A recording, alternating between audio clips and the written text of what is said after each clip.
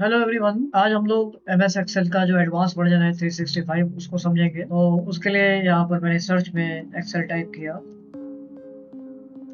और ओपन हो गया हमारे सामने। और इस पेज को फुल स्क्रीन कर लेंगे। फुल स्क्रीन करने के बाद आज जो आपका एम एस एक्सेल है 365 यानी 2024, इसका जो लुक है आपका मेन लुक ऐसा दिखेगा। और इस पर हमें सबसे पहले जाना है ब्लैंक वर्कबुक पर। ये हमारे टेम्पलेट्स होते हैं जिसको हम अपने अकॉर्डिंग कन्वर्ट करके चेंज कर सकते हैं। तो यहाँ पर मैंने अपने एक्सेल के ब्लैंक शीट पर क्लिक किया और उस पर आने के बाद आपको यहाँ पर दिख रहा होगा कि शीट 1, यानी हमें बाय डिफॉल्ट एक ही शीट मिलती है। ये हमारा एडवांस वर्जन है तो इसमें बहुत सारे एडवांस फीचर्स है, इसको मैं बीच में बताऊंगा। सबसे पहले हम ये जान लेते हैं कि एक्सेल पे ये जो टोटल आपके सेल्स आ रहे हैं इनको सेल्स बोलते हैं। मैं इनको जूम कर दे रहा हूँ। ये आपके सेल्स होते हैं, ये सेल्स हैं और ये पूरा कॉलम है। ये कॉलम है, मतलब अगर मैंने यहाँ से या आप ऐसे सेलेक्ट करेंगे यानी यहाँ पर क्लिक करेंगे, इस तरह से ऊपर पर आके एरो बटन जब आ रहा है नीचे तो आपको ये पूरा कॉलम सेलेक्ट कर लेगा 10,48,576। ठीक इसी तरह से यहाँ पर जो नंबर लिखा है आप यहाँ पर आएंगे और इस तरह से आपका देखिए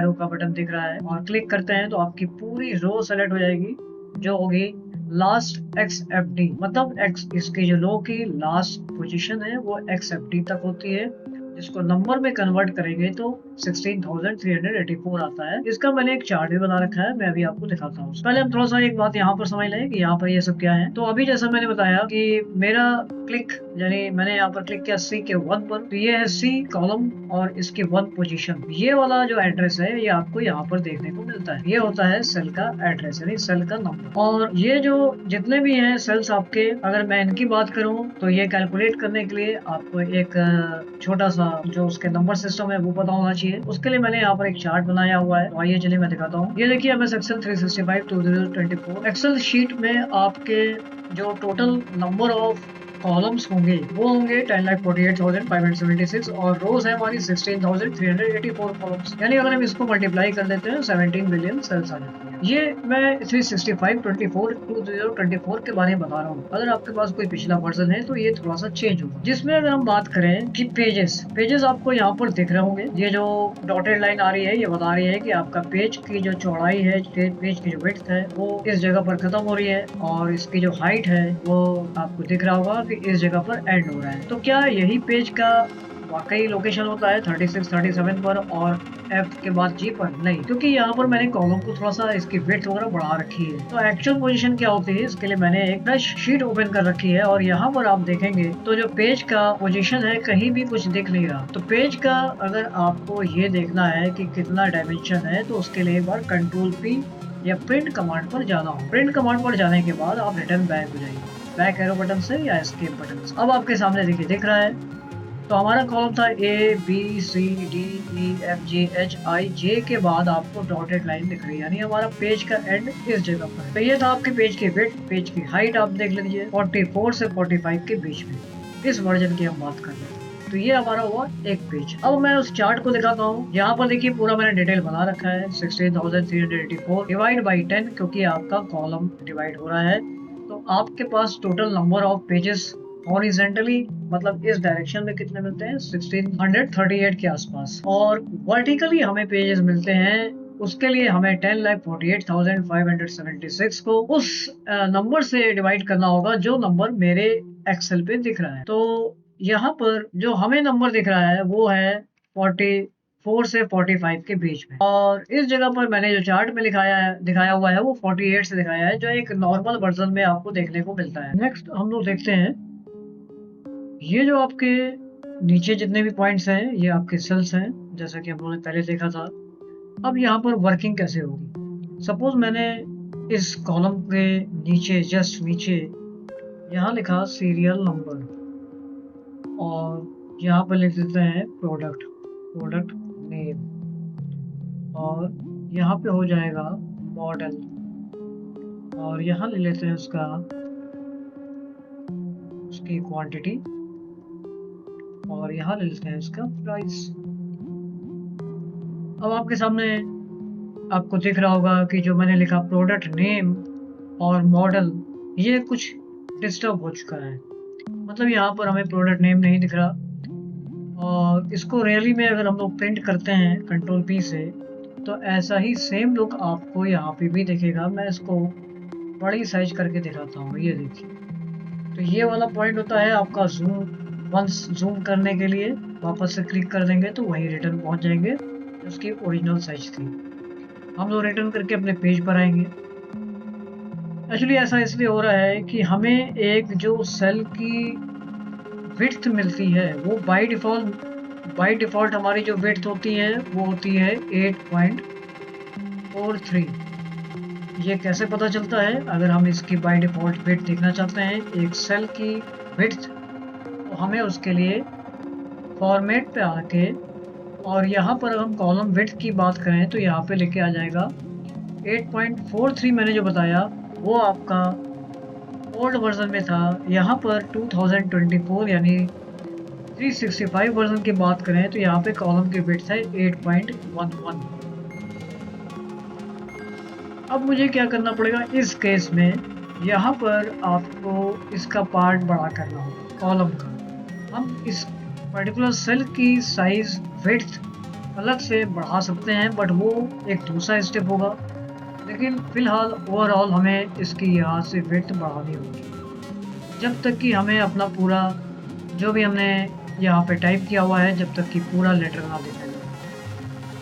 तो ये मैंने यहाँ पर विड्थ बढ़ा ली। अब होता क्या है, जब आप विड्थ बढ़ाएंगे तो आप यहाँ पर देखेंगे जो आई और जे यानी पहले हमारा जो पेज की जो कॉलम्स थे, नंबर ऑफ कॉलम्स वो थे 10, लेकिन जब भी आप बड़ा छोटा करेंगे कॉलम को तो आपके नंबर ऑफ कॉलम्स कम ज़्यादा होंगे। सीरियल नंबर को मैंने थोड़ा सा रिड्यूस कर लिया। ये सीरियल नंबर के लिए सीरियल नंबर में हमको सिर्फ 1 2 3 4 लिखना है। अब होता ये है कि आपने सोचा होगा कि 1 2 3 4 तो ऑलरेडी यहाँ लिखा हुआ है, तो हम 1 2 3 4 अगेन क्यों लिख रहे हैं? इसके लिए रीज़न ये था कि ये जो जितना भी 1 2 3 4 लिखा है या ABCD लिखा है ये हमारे प्रिंट में अपीयर नहीं होता। कंट्रोल P करके मैं आपको दिखाता हूँ फिर से। देखिए यहाँ पर ना तो ABCD आ रहा है, ना तो 1 2 3 4 आ रहा है, और ना ही वो सेल्स दिख रही हैं जो सेल्स आपको वहाँ पर दिख रही थी। तो इससे एक बात क्लियर है कि इट मीन्स कि ये जो भी कुछ हम टाइप कर रहे हैं जस्ट लाइक एक ब्लैंक पेपर पे टाइप कर रहे हैं। और यहाँ पर ये जो सेल्स बने हैं उसके पीछे रीज़न है, क्योंकि हम एक्सेल पे काम कर रहे हैं, हमें इसके अकॉर्डिंग यहाँ पर फॉर्मूले देने होंगे, यहाँ पर ड्रैग करना होगा, कॉपी करना है, पेस्ट करना है। ये सारे स्टेप सेल और सेल्स के कॉम्बिनेशन पे होते हैं, इसलिए यहाँ पर सेल के फॉर्म में दिखाया गया है। तो मैंने यहाँ पर फिर लिख दिया सीरियल नंबर के लिए 1 देन 2। हमें सिर्फ 2 ही स्टेप लिखने हैं, या आप एक्सेल कहता है आप मुझे सिर्फ उसका हिंट दो, बाकी के काम के लिए आप कुछ ऐसे सेलेक्ट करो। अब मैंने जब यहाँ पर सेलेक्ट किया तो देखिए ऐसा लग रहा है सिर्फ फर्स्ट वाला जो सेल है वो मेरी सेलेक्ट नहीं है, लेकिन ये सेलेक्ट है क्योंकि ओवरऑल आपका ये जो बाउंड्री है वो बता रही है कि यहाँ पर 2 डेटा आपने सेलेक्ट किया हुआ है। अब हमें नेक्स्ट क्या करना है, इसको सिंपली जहाँ प्लस साइन आ रहा है ब्लैक कलर का वहाँ से ड्रैग कर लेना है। माउस का लेफ्ट बटन प्रेस करते हुए नीचे ड्रैग कर लेना। मान लीजिए सपोज मैंने 10 पर स्टॉप किया, यानी 10th रो पर स्टॉप किया है, बट हमारे पास टोटल नंबर्स आएंगे 9, क्योंकि हमने फर्स्ट रो को अपनी हेडिंग के लिए यूज कर लिया। और जब भी हम कुछ टाइप करते हैं नंबर्स तो वो आपके सेल में राइट साइड में आते हैं और अल्फाबेट्स लेफ्ट साइड में आते हैं। प्रोडक्ट नेम की बात कर लेते हैं। चलिए कुछ प्रोडक्ट नेम ले लेते हैं, जैसे मैंने ले लिया keyboard, mouse, camera, SSD, RAM,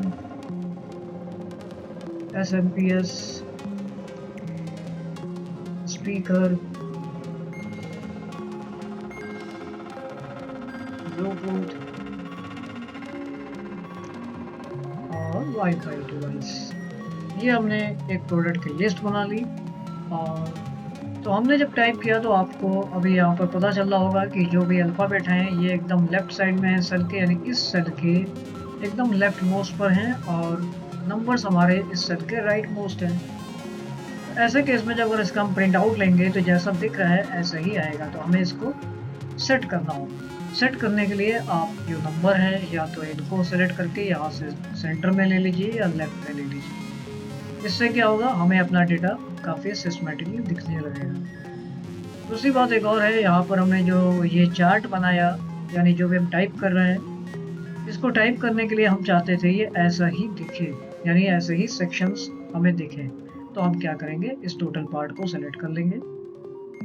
select करने के बाद हमें यहाँ पर देखिए ये वाला पॉइंट मिल जाता है, बॉर्डर वाला। यहाँ पे सारे ही बॉर्डर्स हैं। अगर हमें सबको बॉर्डर लेना है तो हम ऑल बॉर्डर्स पे अप्लाई कर देंगे। ऐसा करने से अब हमें अपने प्रिंट में, यानी फाइनली आपके जो जो आपने पेज डिज़ाइन किया है उसका लुक कुछ ऐसा दिखेगा। यहाँ पर हमारा अब एक ये टेबल तैयार हो रहा है। फिर से रिटर्न बैक हो जाते हैं एस्केप बटन से। मॉडल्स ले लेंगे, उनके जो भी मॉडल्स है मॉडल्स यहाँ पे अप्लाई कर देंगे। तो कीबोर्ड है तो हमने यहाँ ले लिया मल्टीमीडिया। अब देखिए मल्टीमीडिया का अगेन जो लेटर की साइज है वो बढ़ गई। माउस हमने ले लिया, माउस हमने ले लिए ऑप्टिकल, या गेमिंग कर लेता हूँ मैं इसको, गेमिंग माउस। कैमरा मैंने ले लिया डिजिटल, या मैं इसको ले लेता हूँ 1K। और SSD की कोई साइज ले लेते हैं, मान लीजिए मैंने ले लिया 512। और रैम ले लिया DDR5। अभी जो आजकल के लेटेस्ट रैम है। SMPS ले लिया जिसकी वॉटेज होगी 500। यहाँ आपको दिख रहा होगा, देखिए जब जब मैं नंबर यूज़ कर रहा हूँ तो वो लेफ्ट में आ रहा है, और जो लेटर्स हैं वो सॉरी नंबर राइट में आ रहा है और लेटर्स आपके लेफ्ट में आ रहे हैं। तो हम इसको पहले से अगर कंट्रोल करना चाहते हैं तो हम इस पूरे कॉलम को सेलेक्ट कर लेंगे, और यहाँ पे लेफ्ट राइट सेंटर जो भी देना है हम वो दे सकते हैं। तो मैंने इसको लेफ्ट पे सेट कर दिया, और थोड़ा सा इस वर्ड की वजह से मैंने इसको थोड़ा सा आगे बढ़ा दिया। तो ये, और इसके नेक्स्ट वाले जो हमारे हैं स्पीकर्स वगैरह उनका भी कवर कर लेते हैं। मान लीजिए 1000 ये वॉट के हैं। सबकी डिटेल इन्फॉर्मेशन यहाँ पर वापस हम ठीक करेंगे। अब ठीक करने के लिए वापस से जब मैं यहाँ पर गया 1K 512 पता नहीं चल रहा है क्या है, तो हम इसको एडिट कैसे करेंगे। या तो आप यहाँ पर डबल क्लिक करिए, देखिए कर्सर आ जाएगा, स्पेस बटन प्रेस किया आपने, और देन आपने यहाँ पे टाइप कर दिया उसका जो भी जिस भी ऑर्डर में था GB DDR5। यहाँ पर कोई एडिट करना है, सपोज मुझे यहाँ पर एक स्पेस देना है, तो हम या तो यहाँ पर भी क्लिक कर सकते हैं, 1 क्लिक और देन स्पेस DDR5 500। SMPS भी जो है आपका ये 500 वोल्ट का है, तो यहाँ पर आप 500 वोल्ट डाल सकते हैं।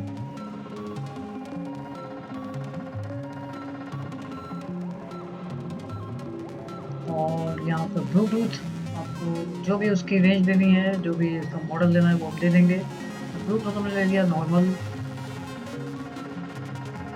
और वाईफाई आपने ले लिया 5G हाई स्पीड। इस तरह से हम लोगों ने यहाँ पर मॉडल रेडी कर लिया है। और देन आता है क्वांटिटी। कीबोर्ड की क्वांटिटी है मान लीजिए 5 पीस, और माउस की क्वांटिटी है 4 पीस, कैमरा है आपके 6 पीस। ऐसे सबके नंबर्स ले लेंगे 8 9 7 10 15 16। और चूंकि यहाँ पर अगेन ये हो रहा है सिस्टम, तो हम इसको फिर से सेलेक्ट करके इसको सेंटर पे कर लेंगे या लेफ्ट कर लेंगे। यहाँ पर हम दो कंडीशन कर सकते हैं, या तो आपको हेडिंग को सेंटर में करना है तो आप हेडिंग को सेलेक्ट करेंगे और सेंटर में ले लेंगे, और नंबर्स को आप चाहते हैं लेफ्ट में रखें तो नंबर को लेफ्ट में कर सकते हैं, और इसको चेंज करना चाहें तो चेंज भी कर सकते हैं। और देन प्राइस में भी हम जब भी लिखेंगे तो हमारा नंबर राइट में आ जाएगा। तो हम इसको पहले से सेट कर लेते हैं कि हमारा जो भी प्राइस होगा वो लेफ्ट में आएगा। अब जब मैंने ये टेबल बनाया तो मुझे लग रहा है यहाँ पर क्वांटिटी के बाद एक पॉइंट और चाहिए था, यानी क्वांटिटी और देन जो हर एक पीस का वैल्यू है वो वैल्यू आनी थी। यहाँ पर हमने ऐसा कुछ नहीं बनाया, तो हम इसको डिलीट नहीं करेंगे। हम यहाँ पर क्लिक कर लेंगे, पर्टिकुलर इस सेल पर क्लिक कर लेंगे और यहाँ राइट बटन प्रेस करेंगे। यहाँ पर आ रहा है इंसर्ट, इस बॉक्स को समझिए। इंसर्ट में लिखा है shift cells right, shift cells. एक सेल की बात नहीं हो रही, सेल्स की, यानी ये पूरी सेल्स राइट शिफ्ट कर दें। या शिफ्ट सेल्स डाउन कर दें, तो पहले हम राइट को समझते हैं, और अगर एंटायर रो करेंगे तो हमें पूरा का पूरा एक स्पेस नीचे शिफ्ट कर जाएगा, यानी ये पूरी हेडिंग और ये टेबल एक स्पेस नीचे शिफ्ट कर जाएगा। आइए मैं आपको सारे स्टेप दिखाता। Shift cells right. अब यहाँ पर ये देखिए,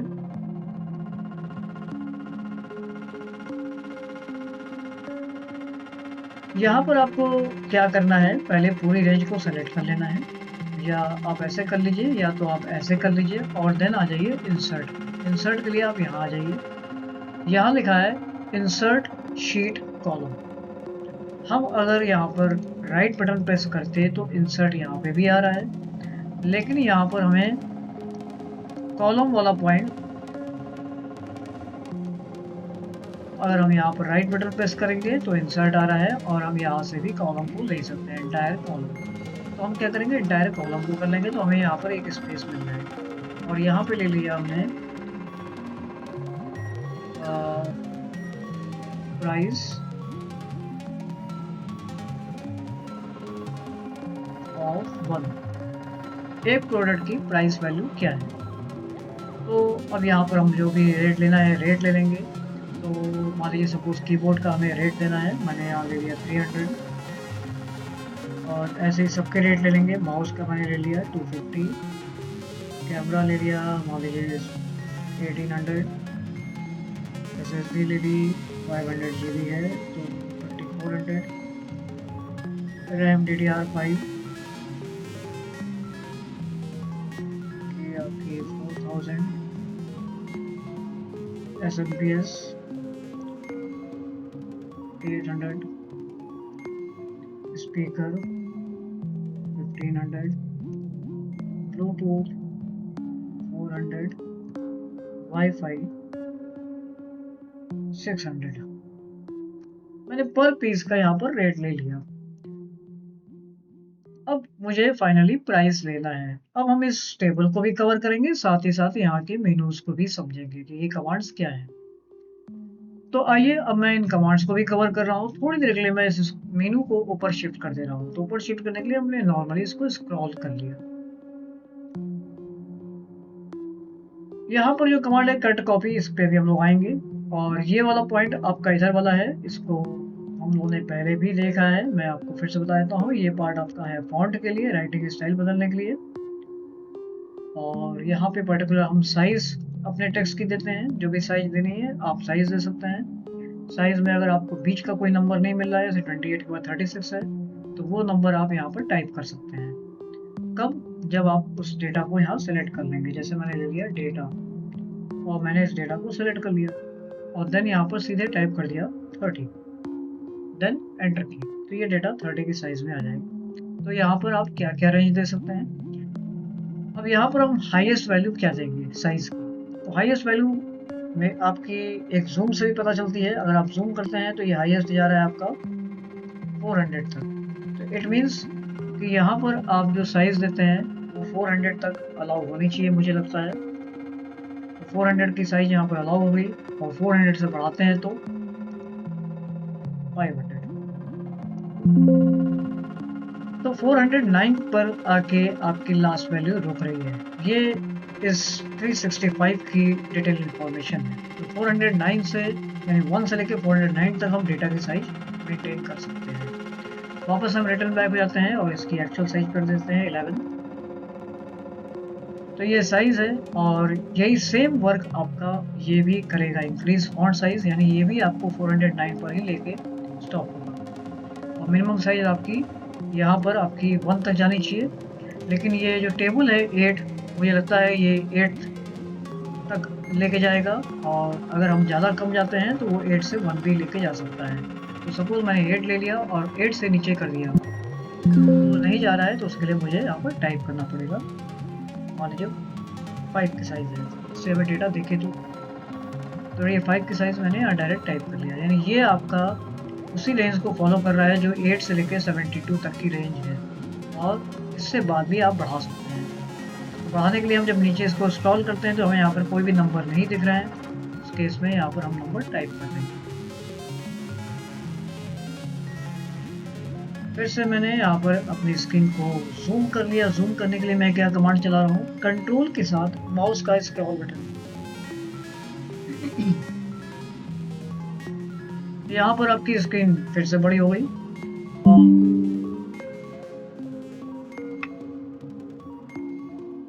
यहाँ पर हम लोग फिर अगले पॉइंट को समझते हैं। बोल्ड, इटैलिक, अंडरलाइन, ये मुझे लग रहा है आपको पता होगा। चलिए बोल्ड, इटैलिक, अंडरलाइन के लिए सीधे सीधे कोई डेटा सेलेक्ट कर लेते हैं हम लोग। बोल्ड, बोल्ड करने के लिए होता है, आप फर्स्ट टाइम क्लिक करते हैं तो बोल्ड होता है, इटैलिक करते हैं, अंडरलाइन करते हैं, अगेन क्लिक करते हैं तो वो डेटा रिवर्स बैक हो जाएगा। तो बोल्ड, इटैलिक, अंडरलाइन, और ये हमने साइज के लिए समझा था। ये आपका क्या करता है, हाईलाइटर होता है। तो आपने जो भी सेल सेलेक्ट किया उसके पीछे बैकग्राउंड में आपको और हाईलाइट करना है तो आप ऐसे कर सकते हैं। तो ये हाईलाइटर होता है, जैसे आप दूसरे सॉफ्टवेयर में भी यूज करते थे। तो ये हाईलाइटर है। हाईलाइटर को अगर मुझे क्लियर करना है तो क्लियर करने के लिए अगर हम यहाँ डिलीट बटन प्रेस करते हैं तो देखिए क्या होगा, डेटा चला गया बट कलर नहीं गया। तो कलर को डिलीट करना है, उस केस में हमें क्या करना होगा, डायरेक्टली यहाँ आना होगा इस साइड में। यहाँ पर आपको क्लियर दिया हुआ है, क्लियर पे आ जाइए, फॉर्मेट्स पर क्लिक कर दीजिए। अब इस केस में क्या होगा, ये फॉर्मेट हटाएगा या डेटा भी हटाएगा। चलिए ये देख लेते हैं। तो देखिए सिर्फ फॉर्मेट हटाया उसने, और डेटा हटाना था तो क्या करेंगे, मैंने कंट्रोल जेड से इसको कैंसिल किया। तो डेटा हटाने के लिए हम यहाँ पर क्लियर ऑल कर देंगे। तो क्लियर ऑल यानी वहां से करने से आपका सब कुछ क्लियर हो गया, बट डिलीट करने से आपको सिर्फ डेटा ही डिलीट हो रहा था। ये जो हमारे इधर के कमांड्स हैं, आइए इनको समझते हैं। ये कमांड आपको सिर्फ एक्सेल में ही देखने को मिलेगा। इसके पीछे रीजन क्या है, जब हम लोग अपनी रो की हाइट यानी रो की जो विड्थ है, सॉरी आप इसको हाइट कह सकते हैं, हाइट अगर हम बढ़ाते हैं उस केस में जो हमारा ये डेटा है, इन डेटा को आपको इस टोटल हाइट में कहाँ रखना है। जैसे मान लीजिए मैंने इस टोटल डेटा को सिलेक्ट कर दिया और ये कहा कि ये सब सेंटर में हो जाए, मिडिल अलाइन, तो ये मिडिल में आ जाएगा। टॉप करते हैं तो टॉप पे आ जाएगा, बॉटम करते हैं तो बॉटम पर आ जाएगा। तो इसलिए इनका यूज़ होता है। और ये आपके अलाइनमेंट्स हैं। जो भी आपके बड़े सॉफ्टवेयर्स होते हैं उसमें दो तरह के अलाइनमेंट्स होते हैं, एक हॉरिजेंटली अलाइन करना होता है, एक वर्टिकली अलाइन करना होता है। तो ये वाला पार्ट आपका क्या करता है, वर्टिकल अलाइन करता है, और ये वाला पार्ट आपका क्या करता है, हॉरिजेंटल अलाइन करता है। हॉरिजेंटल अलाइन का मतलब ये है कि जैसे कि मैंने यहाँ पर अभी बताया आपको, तो आपके उस सेल में सबसे नीचे रहेगा या सेंटर में रहेगा या टॉप पर रहेगा। और वर्टिकल अलाइनमेंट क्या करता है, आपके इस साइज पे सेंटर रखना है डेटा को, या लेफ्ट रखना है, या राइट रखना है, या जस्टिफाइड रखना है। तो जस्टिफाई वाला कमांड यहाँ पर एक्सेल में इस जगह नहीं दिया होता है, उसको अभी बाद में कवर करेंगे। वो वाला आपका कमांड इधर जस्टिफाई, लेकिन यहाँ पर इसका यूज थोड़ा सा चेंज है। तो यहाँ पर हमने देखा, साथ ही साथ हम देख रहे हैं यहाँ पर एक और पॉइंट दिया हुआ है, ओरिएंटेशन। जो डेटा हमने यहाँ पर इस तरह से मैनेज किया, हम चाहें तो इस डेटा को थोड़ा सा एंगुलर चेंज कर सकते हैं। तो एंगुलर चेंज करने के लिए आप चाहें तो इसमें से कोई भी एंगल ले सकते हैं, जो भी एंगल आपको लग रहा है। जैसे मान लीजिए सपोज मैंने ये एंगल ले लिया, तो हमारा डेटा कुछ इस तरह से एंगल में आ जाएगा। एंगल का डायरेक्शन कंट्रोल करना है तो उसके लिए आप क्या करेंगे, फॉर्मेट सेल अलाइनमेंट पे आ जाएंगे, और यहाँ आने के बाद ये जो पॉइंट आ रहा है इससे आप कंट्रोल कर लीजिए कि मुझे थोड़ा सा लाइन करना था। यहाँ पे और भी पॉइंट्स हैं, अभी हम इसको भी समझेंगे। तो फिलहाल हमें ये डेटा कुछ ऐसा दिख रहा है। क्योंकि यहाँ पर बॉर्डर लगा हुआ है इसलिए डेटा मेरा ये काफी डिस्टर्ब सा दिख रहा है, तो आपको इसको सेटिंग के अकॉर्डिंग ही यूज करना हो। वापस से इसको नॉर्मल करना है तो क्या करेंगे, सेलेक्ट करने के बाद आप यहाँ आ जाइए, या तो इस पे 2 बार क्लिक कर लीजिए, फर्स्ट टाइम और सेकंड टाइम, उस केस में हो जाएगा यहाँ पर। और ये जो डेटा यहाँ पर आपका सीरियल नंबर वाला है वो अभी सेलेक्ट नहीं था, तो सीरियल नंबर को भी मुझे सेम यही काम कराना होगा, फर्स्ट टाइम और सेकंड टाइम। तो ये था यहाँ का पार्ट। और अब ये तो आपको पता है, सेंटर लेफ्ट करना, सेंटर करना, राइट करना। यहाँ पे भी 2 पॉइंट दिए हुए हैं, डिक्रीज इंडेंट और increase indent. Decrease indent, increase indent मतलब क्या है, ये डेटा मैंने यूज़ किया हुआ है और इसकी थोड़ी देर के लिए हम वेट बढ़ा लें। और इस केस में अगर हम इसके इंडेंट को बढ़ाते हैं तो आपको देख रहा होगा कि ये डेटा कितने स्पेस पर जा रहा है। ये काम आप स्पेस बटन से भी कर सकते हैं। आपने स्पेस बटन का यूज किया, वो स्टेप बाय स्टेप फॉलो करेगा। तो डिक्रीज इंडेंट, इंक्रीज इंडेंट के अभी और भी स्टेप्स हैं। हम लोग जैसे जैसे आगे बढ़ेंगे इसके और भी स्टेप्स को समझेंगे। डिक्रीज इंडेंट, इंक्रीज इंडेंट में एक पॉइंट और भी है। जैसे आप इसको इंक्रीज कराते हैं तो ये आपका अपने कॉलम के बॉर्डर को भी क्रॉस करते हुए आगे बढ़ जाएगा और ऐसा होने से आपको इस सेल पे आपका डेटा नहीं दिखेगा। डेटा यहाँ पर क्लिक करने पर दिखेगा, कहाँ पर, यहाँ पर दिखेगा। ये बता रहा है कि इस सेल पर एक डेटा है जो आगे जा चुका है। तो अगर मुझे इसको ऐसा सेट करना है तो मेरे बगल की सेल खाली होनी चाहिए, तब मुझे वो डेटा दिखता है। थोड़ी देर के लिए मैं इस डेटा को डिलीट कर दे रहा हूँ। आप देखिए, आपको जो डेटा यहाँ पर था वो यहाँ पर दिख रहा है। तो क्या हमें डेटा, इस सेल का डेटा इस जगह पर सेट करना था, तो उसके लिए डिक्रीज इंक्रीज हम यूज़ करते हैं। और मुझे वापस इसको ठीक करना है तो आपको क्या, कहाँ से ठीक करना है, यहाँ पर एक बहुत अच्छी बात है देखने को, और इसको बहुत केयरफुली आप समझिएगा। जैसे मान लीजिए मैंने यहाँ पर क्लिक किया तो मुझे कोई भी डेटा यहाँ नहीं दिख रहा, तो इट मीन्स ये जो प्राइस ऑफ 1 है यहाँ पर नहीं है। थोड़ी देर के लिए मैं इसको यहाँ पर कट करके देखा। मैंने कहा कट करने के बाद यहाँ पर एक मैसेज आ रहा है कि चलिए यहाँ का डेटा यहाँ पर पेस्ट कर लें। मैंने फिर कहा पेस्ट। तो क्या हुआ, मुझे सिर्फ यहाँ का बॉर्डर मिल गया बट यहाँ का डेटा नहीं मिला। वापस से कंट्रोल सेट कर देते हैं। तो डेटा मेरा कहाँ पर था, डेटा मेरा यहाँ पर है। अब अगर मैं यहाँ पर इस डेटा को कट करता हूँ और यहाँ पे लाके पेस्ट करता हूँ तो आपको डेटा ये दिख रहा है। चूंकि इंडेंट आगे था तो इसलिए डेटा काफी आगे चला गया।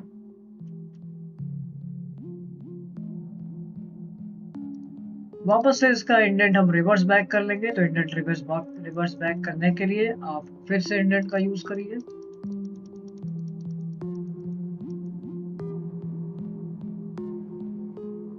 हमने जो भी स्टेप्स यूज किए हमको उसको उसी के आसपास से ही क्लियर करना होगा, क्योंकि यहाँ पर आपको क्लियर फॉर्मेटिंग का कमांड नहीं मिलता है जो दूसरे सॉफ्टवेयर में मिलता था।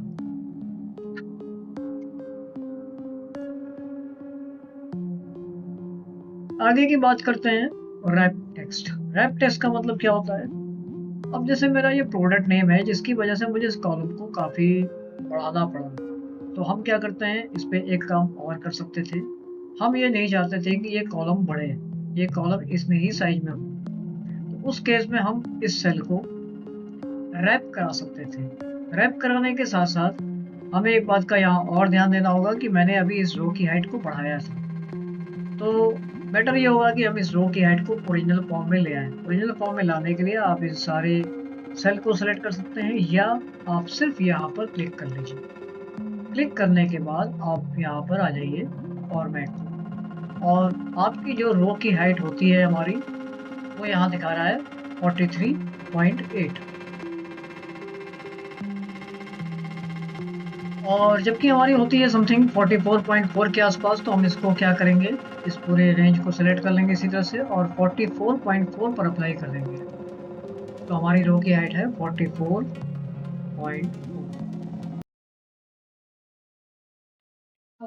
कंडीशनल फॉर्मेटिंग समझते हैं। कंडीशनल फॉर्मेटिंग का मतलब ये है कि इस कंडीशन में हम लोग क्या क्या देखेंगे। हम सेल्स को, उन सेल्स को हाईलाइट करेंगे जो ग्रेटर हैं किसी नंबर से, जो लेस देन है किसी नंबर से। मतलब ये कहने का है कि यहाँ पर हम लोग नंबर्स को फॉलो करेंगे।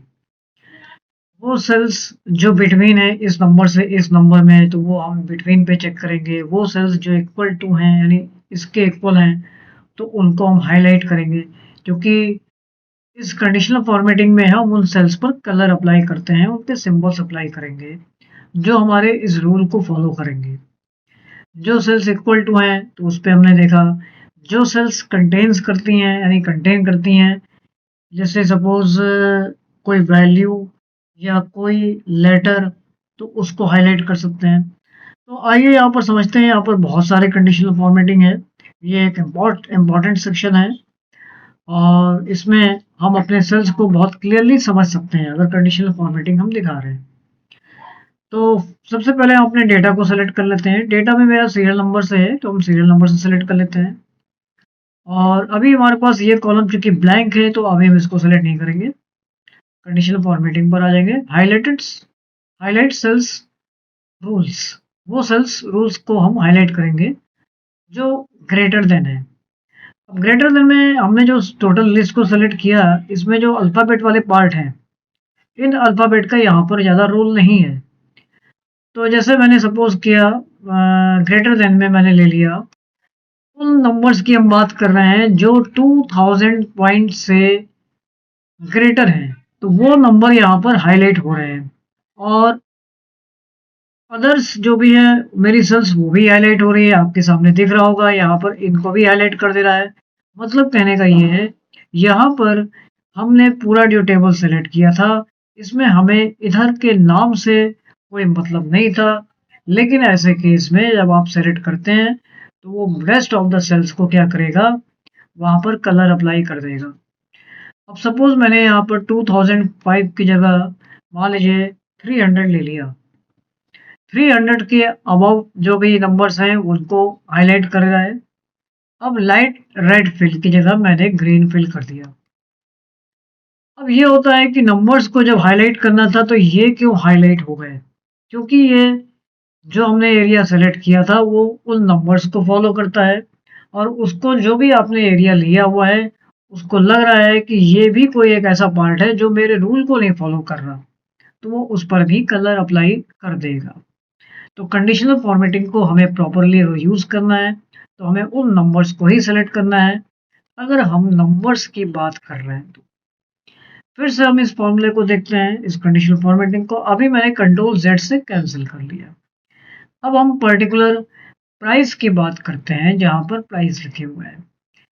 इन सेल्स पर अगर हम कंडीशनल फॉर्मेटिंग अप्लाई करेंगे तो ज़्यादा अच्छा रिजल्ट मिलेगा। तो अगेन हम आते हैं और यहाँ पर हमने कहा ग्रेटर देन, और यहाँ पर हम अपनी चेकिंग कर सकते हैं। जो भी आप चेक करना चाहते हैं ग्रेटर देन जो भी इस नंबर से ऊपर होंगे वो इस कलर से हाईलाइट हो जाएंगे, यहाँ पर इंडिकेट कर रहा है। तो इसी तरह से अगर हम दूसरे पॉइंट पर आते हैं, यानी डुप्लीकेट वैल्यूज है और लेस देन है तो लेस देन हो जाएगा। बिटवीन वो नंबर्स जो 1188 और 3063 के बिटवीन में है उन सेल्स को हाईलाइट करेगा। नेक्स्ट पॉइंट को देखते हैं यहाँ पर हाईलाइट सेल्स में।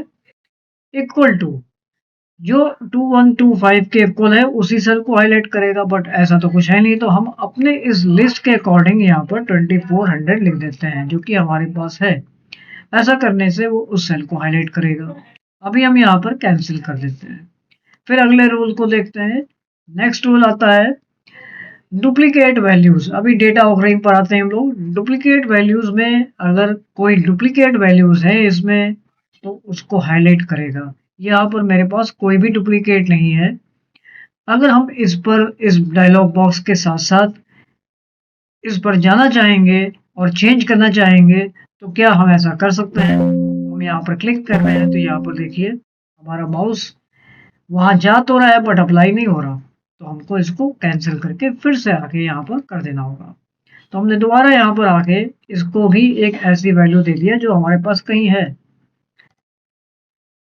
जैसे मैंने 300 कर दिया। अब आइए मैंने इसको फिर से सेलेक्ट किया तो जो डुप्लीकेट वैल्यूज हैं वो उसको हाईलाइट कर देगा।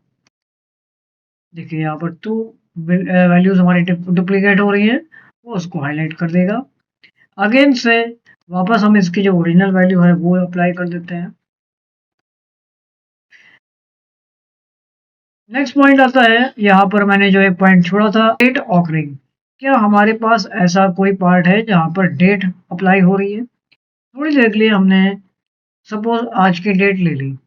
पहले आपकी डेट आएगी, देन आएगा आपका मंथ। मंथ में हमारा 7 है, देन 2 5। ऐसा करने से यहाँ पर एक मैसेज आपको दिख रहा है, ऐसा इसलिए हो रहा है कि हो सकता है ये स्पेस कम पड़ रहा हो इसमें। तो हमने यहाँ ले लिया और इस डेट को हम अगर स्क्रॉल डाउन करें यानी ड्रैग कर लें तो ये डेट हमारी इंक्रीजिंग ऑर्डर में आ जाएगी। अब अगर हम ये चेक करना चाहें कि यहाँ पर इस डेटा में मेरे पास डेट कहाँ पर है, यस्टरडे, तो यस्टरडे यानी यस्टरडे की बात हो रही है। 13 अगर हम टुडे की बात करते हैं तो 14। इस तरह से हम डेट को भी अपने फॉलो कर सकते हैं।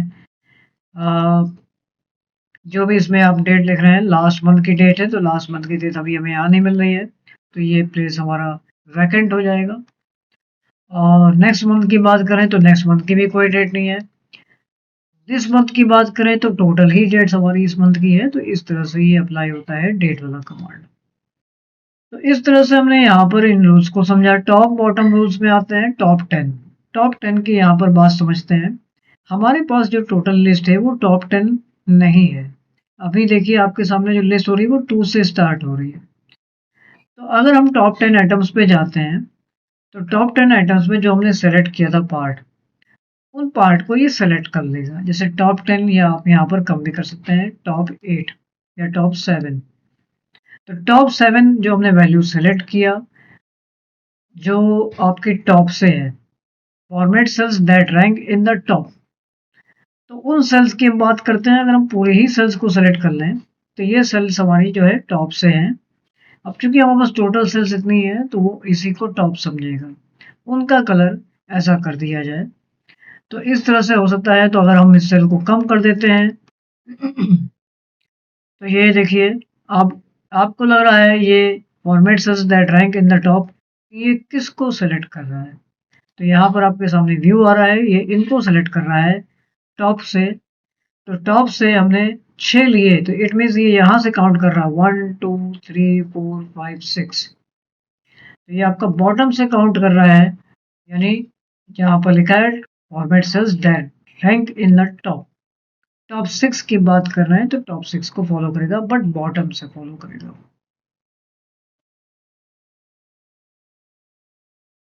इसी तरह से यहाँ पर बहुत सारे हैं top 10%, top 10% with light red fill. तो यहाँ पर भी आपको दिख रहा है format cells that rank in the top.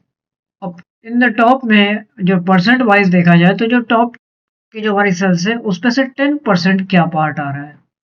तो टोटल हमारे पास सेल्स कितनी है 1 2 3 4 5 6 7 8 9। तो इट मीन्स कि हमारे पास 9 सेल्स है उसमें से 10% वाला पार्ट क्या होगा 9 सेल्स का। तो अगर हम बढ़ाते हैं तो क्या हो रहा है यहाँ पर देखिए 12% पर ये हो रहा है। तो इसका मतलब अगर हम इसको 100% करते हैं तो ये कुछ इस तरह से सेलेक्ट करेगा। पहले मैं अपने सिर्फ डेट को सेलेक्ट कर लेता हूँ और यहाँ पर एक काम और करेंगे, मैं अपने वैल्यूज को सेलेक्ट कर लेता हूँ प्राइस को और इस पर ये कमांड चलाते हैं।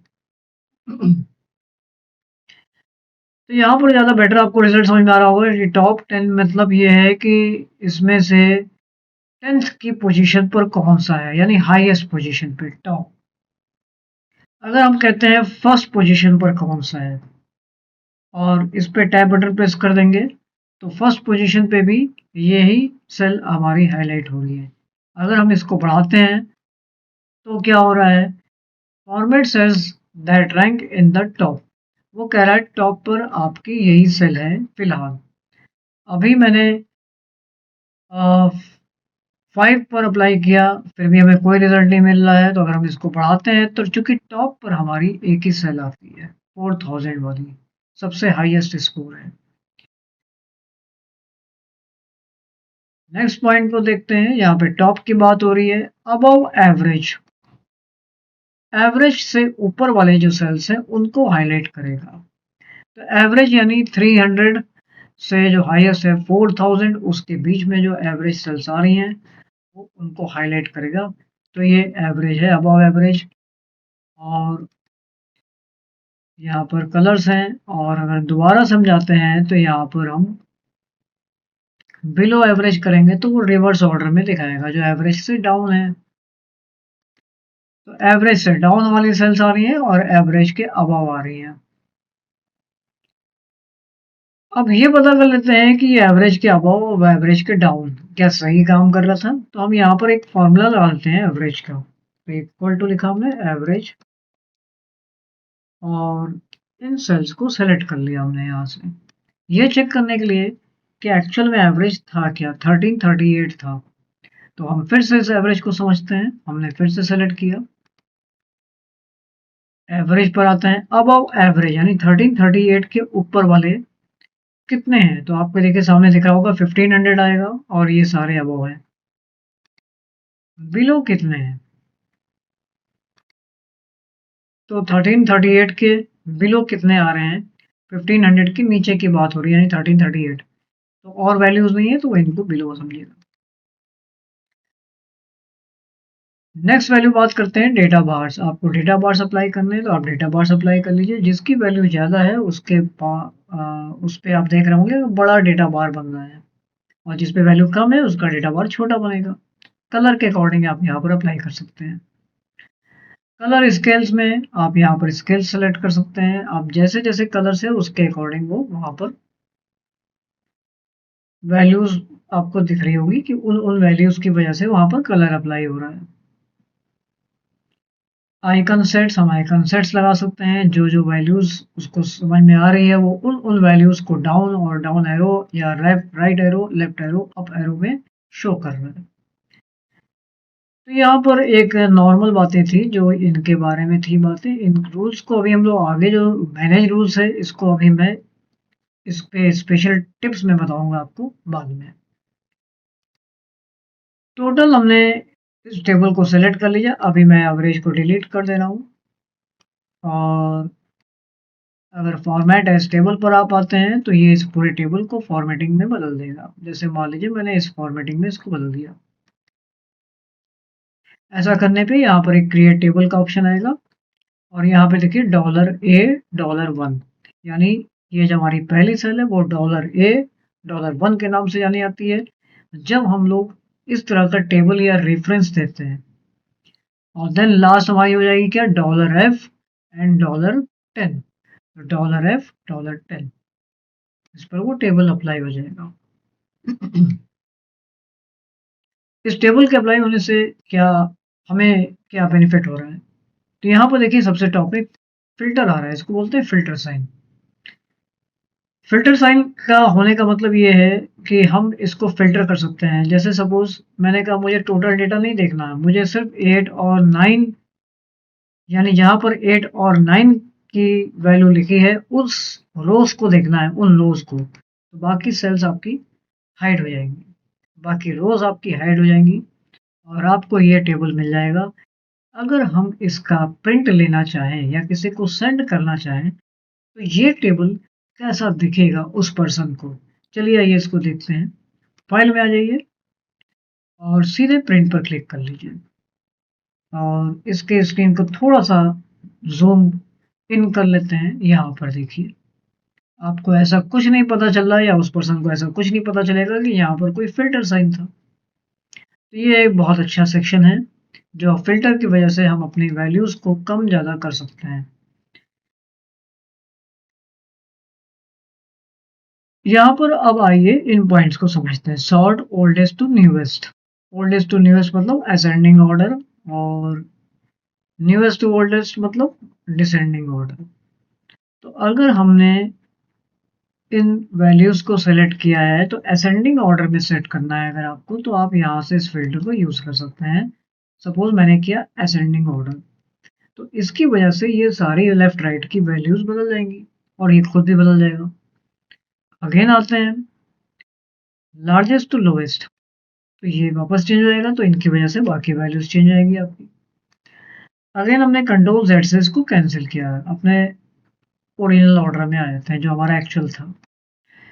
दूसरी बात यहाँ पर अभी हम कुछ सेल्स को कलर के अकॉर्डिंग चेंज करते हैं। जैसे मैंने मान लीजिए इस सेल का कलर दे दिया, ये इस सेल का कलर डिफरेंट कर दिया, मान लेते हैं मैंने इसका डिफरेंट कलर ले लिया, इसका कलर डिफरेंट ले लिया। अब मुझे इन सेल्स को सेलेक्ट कर लिया मैंने और यहाँ पर मैंने जब सॉर्ट बाय कलर की बात आ रही है तो आप कस्टम सॉर्ट पर आ जाइए। किस कलर को आपको टॉप पे रखना है, किसको सेकंड पे, किसको थर्ड पे। तो ऐसे केस में आप ऐड लेबल बना लीजिए। हमारे पास 3 वैल्यूज़ हैं जो कलर के अकॉर्डिंग हैं, 3 सेल्स हैं। तो आपने प्राइस को, सबसे पहले वाला जो प्राइस है, जो नाम लिखा हुआ है उसको करना है, तो उसको कुछ नहीं करना है। तो हम यहाँ एक लेवल और बढ़ा लेते हैं। नेक्स्ट की बात आती है कि हमें प्राइस को ही करना है बट उसकी वैल्यूज़ को करना है, जिसमें ओल्डेस्ट टू न्यूएस्ट है बट इनका कलर क्या होगा, सेल कलर। यहाँ पर आ जाते हैं। सबसे फर्स्ट पर हमको रखना है मान लीजिए ऑरेंज। सेकंड बात करते हैं अगेन प्राइस पर, और यहाँ पर सेल कलर ले लेंगे, और सेकंड पॉइंट पे हमें रखना है मान लीजिए येलो। अगेन आते हैं प्राइस पर, अगली वैल्यू ले लेंगे सेल कलर, और यहाँ पे हम ले लेंगे थर्ड कलर।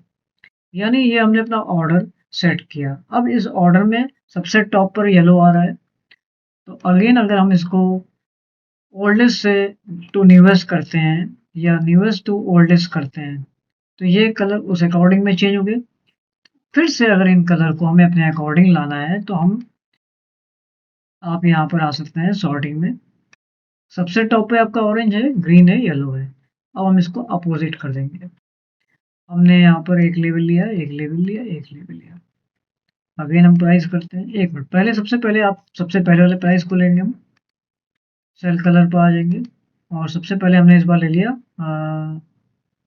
येलो को, येलो है ग्रीन को, ऑन टॉप पे होगा ये।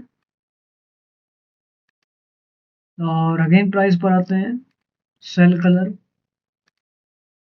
येलो, ये आपका सेकंड ऑप्शन में आएगा। अगेन प्राइस पर आ जाइए, सेल कलर देन ऑरेंज, ये आपका थर्ड में आएगा। लास्ट वाले पॉइंट की जरूरत नहीं है तो हम इस पर क्लिक करके इसको डिलीट लेवल कर देंगे। ओके, देखिए इस तरह से आपका ऑर्डर अरेंज हो जाएगा सेल के कलर के अकॉर्डिंग। तो ये पॉइंट हमने लिया और इसकी वजह से हमने फिल्टर को भी समझा। यहाँ पर ये फिल्टर है। नेक्स्ट फिल्टर समझते हैं, that is date filter. Date filter का क्या यूज है, मान लीजिए मैं सबसे पहला पॉइंट ले लेता हूँ, बिफोर। इट मीन्स कि हम अपनी सेलेक्टेड डेट के अकॉर्डिंग ही डेटा को फॉलो करेंगे। तो यहाँ पर मैंने ले लिया इज बिफोर। मान लीजिए उस डेट को देखना है मुझे, उस डेट के डेटा को देखना है जो 10th के पहले के हो। इट मीन्स कि 10th की डेट वाला डेटा नहीं दिखेगा। ओके करते हैं तो ये 10th के पहले वाला डेटा आ जाएगा। वापस से आ जाएंगे यहाँ पर। अगर क्लियर करना है तो हम क्लियर कर सकते हैं, और एडिट करना है तो वापस से आप उसी पार्ट में आ जाएंगे। साथ ही साथ हम चाहते हैं और मीन्स एडिशन। एडिशनली आपको जो डेटा आफ्टर हो, मान लीजिए 12th के बाद की डेट की, तो 12th के बाद की डेट के हम डेटा लेते हैं। तो दोनों लिस्ट मिलेगी आपको, 10th के पहले की और 12th के बाद की डेट। क्लियर कर देना है तो क्लियर फिल्टर्स कर देंगे। इसी तरह से आप बाकी भी कमांड्स को यूज करेंगे तो आपको सेम टू सेम रिजल्ट मिलता जाएगा। तो ये तो था हमारा इस फिल्टर के बारे में, जो अभी हमने इस कमांड को एक्सेप्ट किया, फॉर्मेट एज टेबल। अब थोड़ी देर के लिए मुझे इन फिल्टर्स को यहाँ से कैंसिल करना है। कैंसिल करने के लिए सबसे पहली रो को आपको सेलेक्ट कर लेना है। सेलेक्ट करने के बाद सीधे आपको आ जाना है फिल्टर पर। यहाँ पर देखिए फिल्टर ऑन है, आपको दोबारा से इस फिल्टर पर क्लिक कर देना है। क्लिक करने के बाद आपका डेटा यानी हमारा टेबल पहले जैसे फॉर्मेट में आ चुका है। नेक्स्ट कमांड को समझते हैं, that is cell style. Cell style में मोस्टली हम लोग कलर्स का यूज करते हैं। जैसे सपोज मैंने एक सेल ये सेलेक्ट कर ली और अल्टरनेटिव दूसरी सेल को सिलेक्ट कर लिया कंट्रोल प्रेस करके, और मुझे इन सेल्स के कलर्स को चेंज करना है तो हम यहाँ पर कोई भी दूसरा कलर ले सकते हैं। ये सेल स्टाइल्स है। देखिए मैंने यहाँ पर क्लिक किया तो ये कलर्स चेंज हो गए। ठीक है, इस तरह से आप कलर्स को चेंज कर सकते हैं। सपोज मैंने ये कलर अप्लाई कर दिया, तो ये सेल स्टाइल्स है। इंसर्ट डिलीट फॉर्मेट को समझेंगे, ये सेल्स के इस सेक्शन में कवर होता है। ये काफ़ी इंपॉर्टेंट पार्ट है, इसको बहुत केयरफुली समझना है। तो इंसर्ट का मतलब होता है कि कोई भी रो इंसर्ट करना है या कोई भी सेल इंसर्ट करना है या कोई भी कॉलम इंसर्ट करना या कोई भी शीट इंसर्ट करना। तो इसको समझते हैं। मैं थोड़ी देर के लिए अपना इस डेटे को थोड़ा सा और बढ़ा ले रहा हूँ। 1 2 3 4 5 मान लीजिए मेरे पास 5 डेटा है। नेम ले लेता हूँ मैं। नेम है ABCDE। इस तरह से मेरा डेटा है ये। और क्लास लेते हैं 10th और ये सब मेरा डेटा सेम टू सेम है। सेक्शन ले लेते हैं मान लीजिए B।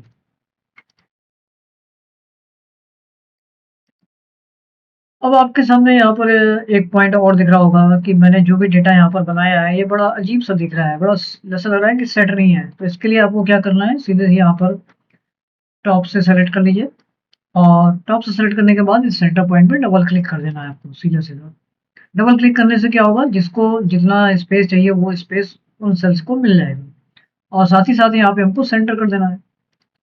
तो हमारी सारी सेल्स डेटा के अकॉर्डिंग अपनी साइज को एक्सेप्ट कर लेगी। देन आते हैं अब इंसर्ट को समझते हैं। इंसर्ट में मान लीजिए मैंने कहा कि मुझे इस क्लास वाले सेल के पहले या इसके आसपास कुछ इंसर्ट कराना है। तो सबसे पहले देखते हैं इंसर्ट में क्या है, इंसर्ट सेल्स। तो इंसर्ट सेल्स में आपको क्लिक करना है। ऐसा करने से आपके पास फिर से चॉइस आ रही है 1 2 3 4 की। आपको क्या इन सेल्स को राइट करना है, शिफ्ट सेल्स राइट कर दिया जाए और एक सेल वहां पर नहीं ला, खाली ब्लैंक आपको दे दी जाए, ये हमारा कमांड कह रहा है। तो हम पहले वाले पॉइंट पर जाते हैं तो ये सारी जो सेल्स हैं एक एक सेल आगे शिफ्ट हो जाएंगी। कंट्रोल Z करके वापस आते हैं। अगर हम शिफ्ट सेल्स डाउन करते हैं तो हमारी सारी सेल्स एक एक स्टेप डाउन हो जाएंगी। मैं इसके लिए इधर पर क्लिक कर देता हूँ बीच में, ज़्यादा बेटर क्लियर होगा। तो इंसर्ट सेल्स पर आते हैं, शिफ्ट सेल्स डाउन, तो शिफ्ट सेल्स डाउन हो जाएंगी। कंट्रोल Z से वापस आ गए हम।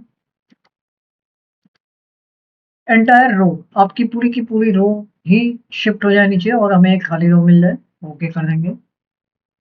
फिर कंट्रोल Z से मैंने कैंसिल कर दिया और एंटायर कॉलम यानी कि पूरा का पूरा कॉलम शिफ्ट कर जाए और हमें एक खाली कॉलम मिल जाए। इस तरह से ये इंसर्ट काम करता है। इंसर्ट में जो हमने कमांड इसमें देखा वही पॉइंट्स आपको अलग अलग भी देखने को मिल रहे हैं। बाहर आपको एक और पॉइंट मिल रहा है इंसर्ट शीट। इंसर्ट शीट करते हैं तो हमारे पास 1 2 3 शीट है। तो एक और शीट नंबर 4 हमारे 3 के पहले आ जाएगी। ये देखिए 3 के पहले एक शीट और आ गई। इंसर्ट मतलब इसके बीच में एडजस्ट कर देना और जहां पर हम काम करते हैं जस्ट उसके प्रीवियस की ही बात होती है। तो वापस से अपनी शीट पर आ जाते हैं। तो ये हम लोगों ने इंसर्ट समझा।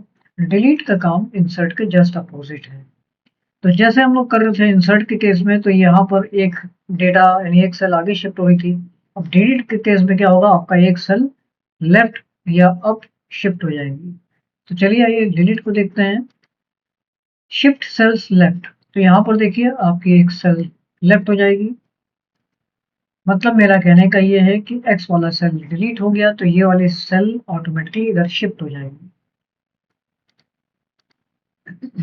शिफ्ट सेल्स अप, तो अगर हम इस सेल्स को डिलीट करते हैं तो नीचे वाली सेल्स ऊपर हो जाए।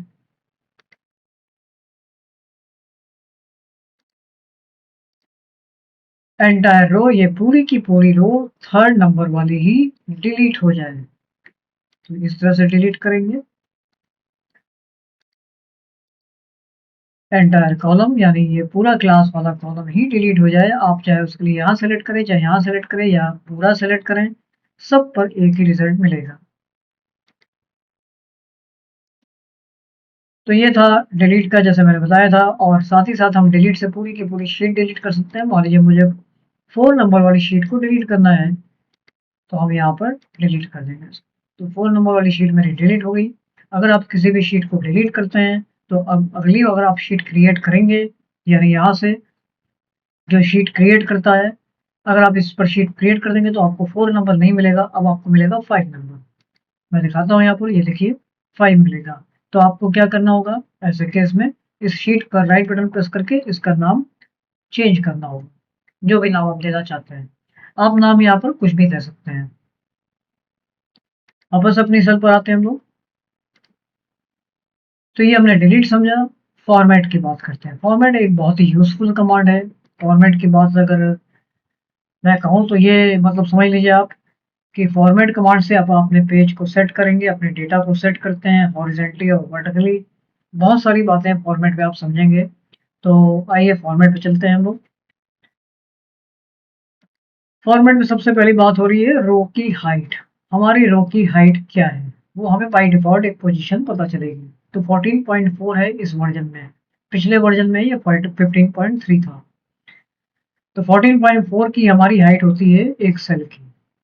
और ये जो साइज में डिफरेंस आ रहा है वो इसलिए आ रहा है क्योंकि आपका जब रिजोल्यूशन बढ़ता है या कम होता है तो उसकी वजह से साइज है, हमारी जो साइज है फ्रेम्स की वो कम ज़्यादा होती है।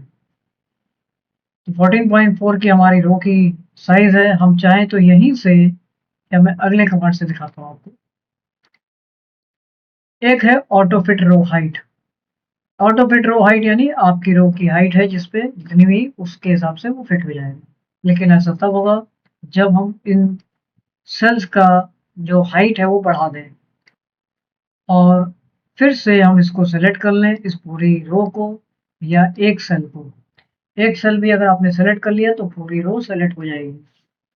अब अगर हम इसको करते हैं ऑटो फिट रो हाइट तो ये आपकी वापस से ओरिजिनल साइज में आ जाएगी। ठीक इसी तरह से कॉलम विड्थ अपनी पोजीशन बताएगा कि हम अब बाय डिफॉल्ट हैं 3.67 पर। पिछले वर्जन में ये नंबर भी चेंज था। और ऑटो फिट कॉलम विड्थ की बात हम करते हैं तो मान लीजिए मेरे सारे ही कॉलम हम यहाँ से सेलेक्ट कर लें और थोड़ा सा बढ़ा दें। सभी बढ़े हुए हैं, एक्चुअल साइज से बढ़े हुए हैं। तो अगर हम इसको सेलेक्ट करके ऑटो फिट कर देते हैं तो क्या होगा, जितनी सेल की वैल्यू है, जितना डेटा को जरूरत है अपनी चौड़ाई में, विड्थ में, उतने पे ये जाके एडजस्ट कर देगा।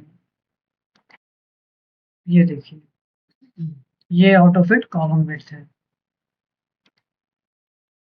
डिफॉल्ट विड्थ क्या होती है आपकी, डिफॉल्ट विड्थ पर जाएंगे तो डिफॉल्ट विड्थ बताएगा आपको 8.11 है।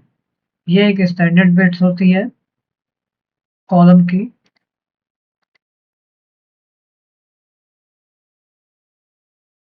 विजिबिलिटी की बात करते हैं। किस रो को आपको हाइड करना है, किस कॉलम को हाइड करना है, किस शीट को हाइड करना है। जो हाइड होंगी उन्हीं को हम लोग अनहाइड करेंगे फिर। तो पहले हाइड समझते हैं। जब हाइड होंगे तो अनहाइड होगा। सपोज मैंने इस पूरी रो को हाइड करना है तो आइए देखते हैं इसमें पहला कमांड क्या है, हाइड रोज। मेरी ये वाली रो हाइड हो चुकी है। देखिए यहाँ पर लिख रहा होगा 1 2 के बाद 3 नहीं है, हाइड हो चुका है। वापस लाने के लिए आपको एक सेल अप एक डाउन सेलेक्ट कर लीजिए और यहाँ से वापस आने के बाद आप इसको कर देंगे अनहाइड रोज। नेक्स्ट पॉइंट देखते हैं, हाइड कॉलम्स। ये जो मेरा कॉलम है डी वाला, ये वाला इस सेल पर क्लिक होने की वजह से, सेलेक्ट होने की वजह से ये हाइड हो जाएगा। तो हमने इसको पहले हाइड कर दिया। अनहाइड करने के लिए मुझे एक पहले और एक बाद की स्टेज लेनी होगी। अनहाइड कॉलम्स हो जाएगा।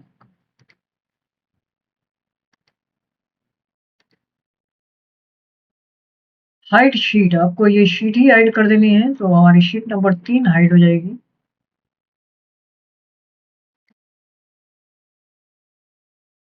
अब ये होता है कि आपको ये लग रहा होगा कि हम हाइड शीट को हाइड क्यों करेंगे। शीट को हाइड आप इसलिए कर रहे हैं, हो सकता है कि आप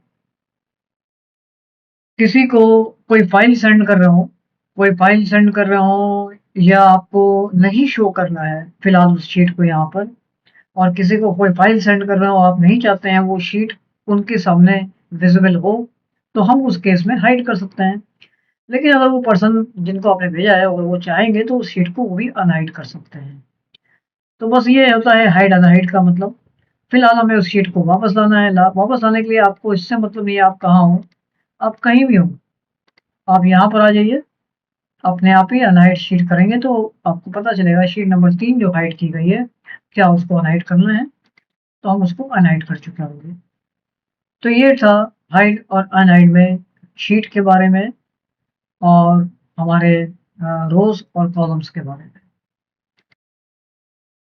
रीनेम शीट करना है तो आप शीट का नाम यहाँ से बदल सकते हैं, यहाँ से बदल सकते हैं, रीनेम शीट लिखा हुआ है। मूव और कॉपी शीट कर सकते हैं, किसी भी शीट को हम किसी भी जगह आगे पीछे मूव कर सकते हैं। आप इस कमांड से भी जा सकते हैं, जैसे रीनेम। रीनेम करने का मतलब ये है कि शीट का नाम चेंज हो जाए, तो मैंने शीट का नाम डाल दिया नेक्स्ट के नाम से, तो बाहर क्लिक कर देंगे तो आपका शीट का नाम बदल चुका है, ये देखिए। तो शीट का नाम चेंज करना है तो यहाँ पर मूव करना है, तो मैंने कहा मूव करना है इस शीट को, तो शीट नंबर हमारी जो शीट थी नेक्स्ट, वो किसके पहले मूव हो। सपोज 2 के पहले मूव हो जाए, तो 2 के पहले हमारी शीट नेक्स्ट वाली आ जाएगी। तो ये मूव करने का है। मूव करने वाला काम आप डायरेक्टली भी कर सकते हैं। आपको अगर इसको उठा के यहाँ से लाना है तो आप सीधे सीधे ऐसे ला के छोड़ दीजिए, तो भी आप मूव करा सकते हैं।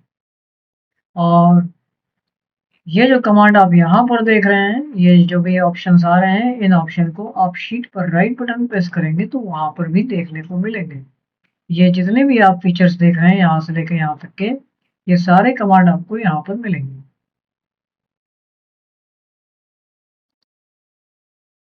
टैब कलर, उस शीट का कलर चेंज हो जाए तो आपका उस शीट का कलर चेंज हो जाएगा। मान लीजिए मैंने इसका ब्लू कलर कर दिया, जब आप नेक्स्ट शीट पर कहीं क्लिक करेंगे तो उस पर एक्चुअल कलर दिखेगा।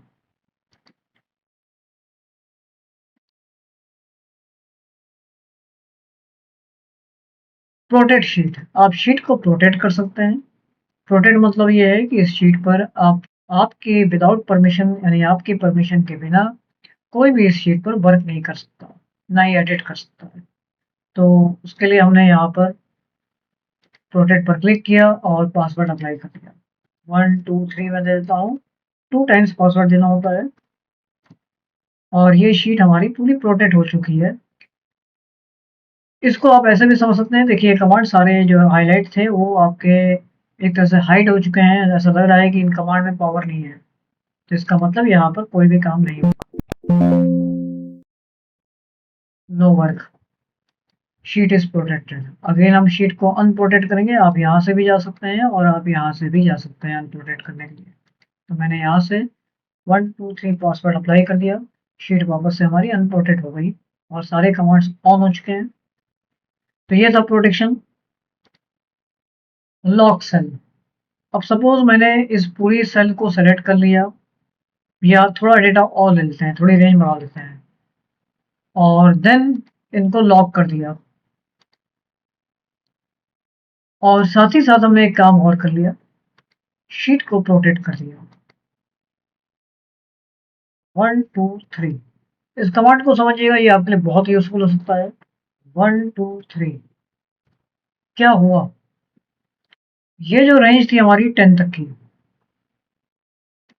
और बाकी सेल पर क्या हो रहा है, नो वर्किंग। बट आप यहाँ पर वर्क कर सकते हैं। 10 तक की लिमिट है हमारी, 11 पर जाके फिर लॉक हो जाएगा। तो ये है इस लॉक का यूज।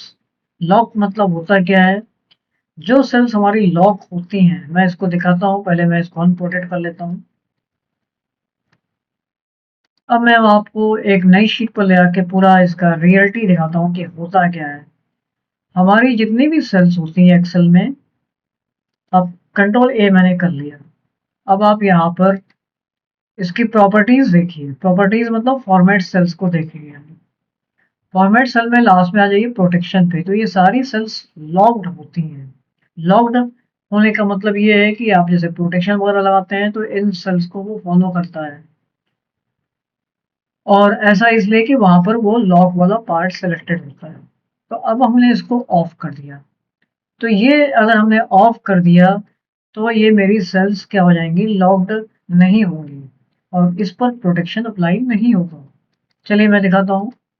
अब मैंने सारी इस शीट की सारी सेल्स को लॉक से हटा दिया। प्रोटेक्ट करते हैं इसको। यहाँ पर आप देख रहे होंगे select locked cells. Locked cells को हम सेलेक्ट करेंगे और सेलेक्ट अनलॉक्ड सेल्स को भी सेलेक्ट करेंगे। यहाँ पर ये मैसेज लिखा भी हुआ है। और हमारी सेल्स क्या है, लॉक्ड से हट चुकी हैं, मतलब लॉक्ड है नहीं, और हमारी सेल्स एक तरह से अनलॉक्ड है। लेकिन यहाँ पर रिजल्ट आपको मैं दिखाता हूँ क्या हो रहा है। फिर से एक बार कमांड रिपीट करते हैं। देखिए कोई भी फर्क नहीं पड़ रहा, मतलब यहाँ पर हमने सेल्स को लॉक से हटा दिया, बट शीट हमारी प्रोटेक्टेड है, बट फिर भी कोई भी इसका प्रोटेक्शन का यहाँ असर नहीं पड़ रहा। एक बात और है, यहाँ आपको आपको बहुत सारे कमांड्स दिख रहे होंगे, ये वाले कमांड्स देखिए, ये सारे कमांड्स बंद हैं। तो इट मीन्स आप टाइपिंग तो कर लेंगे, बट इन सेल्स का यूज नहीं कर पाएंगे, क्योंकि आपके अनलॉक्ड सेल्स जो सेलेक्टेड हैं उन पर ये कमांड्स फिलहाल बंद होंगे। यानी इसको हम क्लिक करने के बाद यहाँ पर बोल्ड करना चाहें तो कुछ नहीं होने वाला। तो ये एक बात मिलती है यहाँ पर, जो लॉक्ड और अनलॉक्ड को लेके होती है। फिलहाल अभी अपनी शीट को हम अनलॉक कर देते हैं, यानी हमारी शीट अनप्रोटेक्टेड हो गई। और वापस से सारी सेल को हम अपने रियल फॉर्म में ले आते हैं। तो रियल फॉर्म में लाने के लिए आप यहाँ भी जा सकते हैं, या राइट बटन प्रेस करके यहाँ पर भी आपको फॉर्मेट सेल का ऑप्शन मिलेगा, यहाँ से भी जाने के बाद आप लॉक लगा दीजिए। तो ये एक फॉर्मेट कमांड में ये जो कॉलम एरिया है आपका, कॉलम एरिया मतलब यहाँ पर अगर हम बात करें तो हमारा पेज हमको नहीं दिख रहा है, जैसे मैंने स्टार्टिंग में बताया था। तो अगर मैं कंट्रोल पी करता हूँ और वापस आते हैं हम लोग, तो यहाँ पर हमारी पेज की लेंथ है। अब सपोज मेरे पास यहाँ पर कोई डेटा है, मान लीजिए मैंने ले लिया सीरियल नंबर, और इस डेटा को मैंने यहाँ से थोड़ा आगे बढ़ा लिया, और ये डेटा मैं थोड़ा सा नीचे भी ले लेता हूँ। इनके कलर्स मैं चेंज कर देता हूँ, जिससे ये पता चले कि किस डेटा की बात हो रही थी। और इसके पहले वाला डेटा के कलर चेंज कर देते हैं ब्लू। अब हम कंट्रोल पी कर रहे हैं, तो इट मीन्स हमें रेड में ही मिलेगा, रेड वाले कॉलम्स नहीं मिलेंगे।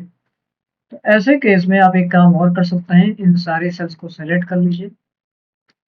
फॉर्मेट पर आने के बाद आप ऑटो फिट कॉलम फिट कर लीजिए, उसको जितने स्पेस की जरूरत होगी वो आपके डेटा को उतने पे सेट कर देगा। एक पॉइंट ये है।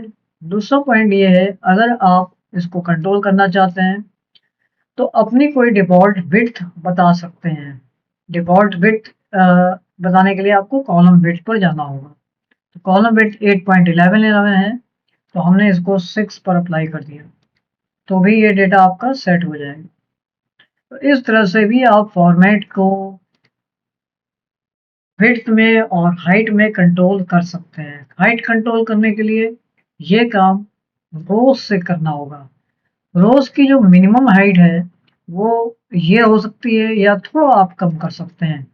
जैसे 14.4 है, तो अगर मैंने 12 कर लिया, तो देखिए थोड़ा बहुत हम रोज को रिड्यूस कर सकते हैं, लेकिन ज़्यादा करेंगे तो लेटर्स कटेंगे। तो उस केस में आपको लेटर्स की फॉन्ट की साइज छोटी करनी पड़ेगी, जैसे मैं यहाँ पर करके दिखाता हूँ।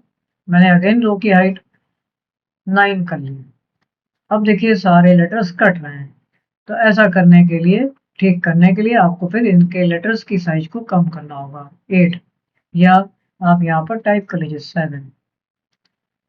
तो इस तरह से आप रो की हाइट को भी कंट्रोल कर सकते हैं। अब मुझे इस सारे डेटा को ठीक करना है, तो मैंने यहाँ से सेलेक्ट कर लिया। आप कैसे भी सेलेक्ट कर लीजिए, कंट्रोल ए से सेलेक्ट कर लीजिए, और यह पर्टिकुलर उतना ही पार्ट सेलेक्ट कर लीजिए, और यहाँ पर आ जाएंगे हम लोग, और इसको अपने डिफ़ॉल्ट विड्थ पर सेट कर देंगे। और डिफ़ॉल्ट विड्थ हमारी कॉलम की तो सेट है, अब हमें रो की भी सेट करनी है। तो रो की डिफ़ॉल्ट विड्थ हमारी क्या थी, वो थी हमारी 8 में कर लेता हूँ, 14.6 के आसपास थी हमारी रो की हाइट, तो 14.6 ले लेते हैं। और जो हमारे फॉन्ट की साइज थी वो हमारी थी 11। रो की हाइट कितनी थी, 14.4 थी, तो हम लोग इसको 14.4 कर लेंगे। तो जो भी हमारी रेंज है, इसको पूरी शीट सेल को हमने सेलेक्ट किया था, पूरी सेल को सेलेक्ट कर लेंगे और इसको रो की हाइट 14.4 कर लेंगे। तो यहाँ तक हम लोगों ने फॉर्मेट के बारे में समझा। एक्सेल में अगर आपको परफेक्टली या एक स्टैंडर्ड लेवल पे काम करना है तो इन फॉर्मूलों के बारे में पता होना चाहिए। यहाँ पर मैंने एक लिस्ट बना रखी है जिसमें सबसे पहला पॉइंट आता है बेसिक अरिथमेटिक ऑपरेशंस, इनको आना चाहिए। और यहाँ पे आता है देन टेक्स्ट फंक्शन, ये सारे लिस्ट, इसके बारे में पता होना चाहिए। डेट टाइम फंक्शन, इनका यूज आना चाहिए। लॉजिकल फंक्शन, इनके बारे में पता होना चाहिए। मैथ फंक्शंस, इनके बारे में आना चाहिए। देन आता है लुकअप एंड रेफरेंस, इनके बारे में आपको पता होना चाहिए। कंडीशनल फंक्शंस पता होना चाहिए। फाइनेंशियल फंक्शन, इनके बारे में पता होना चाहिए। और साथ ही साथ आपको flash fill using chat GPT, यानी चैट जीपीटी का यूज आना चाहिए। मैक्रोस का यूज पता होना चाहिए। ये थी यहाँ की लिस्ट। अब आइए इनको समझते हैं। तो सबसे पहले स्टार्ट करते हैं बेसिक अरिथमेटिक ऑपरेशन। तो इसको समझते हैं। इसके लिए मैंने यहाँ पर एक अलग से शीट में एक चार्ट बना रखा है। नॉर्मली जो आप कैलकुलेशन वर्क करते हैं जिसके लिए आपको कैलकुलेटर का यूज करना होता है उसको उसकी जरूरत नहीं है। आप सिंपली यहाँ पर दो वैल्यू टाइप करिए, जैसे मैंने टाइप किया 4 और 8, और दोनों के बीच में आपको उस सेपरेटर साइन का यूज कर देना है, यानी जो आप उससे रिजल्ट लेना चाहते हैं, यानी प्लस एडिशन का। तो आपको यहाँ पर रिजल्ट मिल रहा है एडिशन का। इसी तरह से अगर माइनस की बात करें तो यहाँ पर माइनस मैंने दिया और दो वैल्यूज हैं तो उसका रिजल्ट हमें मिल रहा है। मल्टीप्लाई की बात करते हैं तो आपको बस दोनों वैल्यू लेनी है और उसके बीच में मल्टीप्लाई लगा देना है। डिवाइड करना है तो इस केस में आपको फर्स्ट और सेकंड वैल्यू लेनी है। और अगर हमें पावर लेनी है, पावर मतलब अगर मैंने 8 की पावर 4 ले लिया तो हम इसको लिखेंगे कैसे, यानी C8 पर जो वैल्यू है उसकी पावर है D8, यानी 8 की पावर 4, तो उसका रिजल्ट 4096 आएगा। तो ये थे बेसिक अरिथमेटिक ऑपरेशंस। नेक्स्ट हमें अगला पॉइंट मिलता है टेक्स्ट फंक्शन। तो आइए टेक्स्ट फंक्शन को समझते हैं। यहाँ पर देखिए जो लिस्ट बनी हुई है अपर लोअर, पहले इसको समझते हैं अपर एंड लोअर का मतलब। तो अपर लोअर का मतलब यहाँ पर मैंने डेफिनेशन में दिखाया है, converts text to upper case और converts text to lower case. तो अब सपोज मुझे इस पहले वाले पॉइंट को या इन दोनों पॉइंट को लोअर करना है तो आप क्या लिखेंगे, सिंपली LOWER लोअर, और टेक्स्ट का जो भी टेक्स्ट है आपको उस पर क्लिक कर देना है। आपने क्लिक कर दिया तो ये इसको लोअर केस में कन्वर्ट कर देगा। इसी तरह से अगर हम इस पूरे रिजल्ट को लेना चाहते हैं तो ये सभी लोअर हो जाएंगे, मतलब ये फॉर्मूला सब पर अप्लाई हो जाएगा। बट यहाँ पर एक प्रॉब्लम है, अगर हम इस मेन वैल्यू को हटा देते हैं तो हमारा रिजल्ट भी हमको नहीं मिलेगा। ऐसे केस में क्या करना होगा, ऐसे केस में करना ये है कि जो आपने रिजल्ट बनाया है आप इसकी कॉपी कर लेंगे Ctrl+C से, और देन आप इसकी पेस्टिंग कर लीजिए। पेस्ट आप चाहें तो इसी के ऊपर कर सकते हैं। तो यहाँ पर आने के बाद आपको क्या कर देना है, वैल्यूज को ले लेना है। वैल्यूज आने के बाद आप यहाँ पर पेस्ट कर लीजिए। ऐसा करते ही आपका सारा कुछ यहाँ पर लोअर केस में कन्वर्ट हो जाएगा। अपर केस को समझते हैं। यहाँ पर भी सेम प्रोसेस आपका होगा। आप अपर लगा लीजिए और टेक्स्ट बता दीजिए, आपका जो भी टेक्स्ट है आपने टेक्स्ट पर क्लिक कर लिया। मान लीजिए मैंने पहले टेक्स्ट को ले लिया और देन ब्रैकेट क्लोज कर दिया आपने। ये उसका रिजल्ट आ गया। आप इसको चाहे तो टॉप पर ले लीजिए अगर आप चाहते हैं कि ये सारा ही मैटर अपर केस में कन्वर्ट हो जाए। देन आपको यहाँ पर क्या कर देना है, पेस्टिंग कर लेनी है और सारे जो आपने टेक्स्ट लिखे हैं इसको आप कॉपी कर लीजिए और देन आप यहाँ पर आ जाइए, इस पूरे मैटर को सेलेक्ट कर लीजिए और यहाँ पर आके पेस्ट वैल्यूज कर दीजिए। अब आपको क्या करना है, इस टेक्स्ट को डिलीट कर देना है। तो इस तरह से अपर और लोअर का यूज हो जाएगा। प्रॉपर का क्या काम होता है, प्रॉपर का काम होता है हर एक लेटर के आगे पहला लेटर कैपिटल करना। तो प्रॉपर लगाएंगे हम लोग तो उसको हम प्रॉपर करा सकते हैं या हम अपने कैपिटल लेटर को भी प्रॉपर कर सकते हैं। तो कैपिटल लेटर मान लीजिए हमने इस मेन कमांड को ही चेंज कर दिया, तो यहाँ पर हमने इसको सेलेक्ट कर लिया। कॉनकैटिनेट क्या करता है, एडिशन करता है, एडिशन ऑफ टेक्स्ट अब एडिशन ऑफ टेक्स्ट में यहाँ पर हमको एक बात और समझनी है। कॉन्कैटिनेट सिर्फ सेल की वैल्यू देखता है, उसे इससे मतलब नहीं है कि वहां पर वर्ड लिखा है यानी अल्फाबेट लिखा है या नंबर लिखा है, वो कुछ भी लिखा है उसको ऐड कर देगा। जैसे मैं एग्जांपल में एक बात यहाँ बताता हूँ। जैसे मान लीजिए मैंने एक वर्ड लिखा।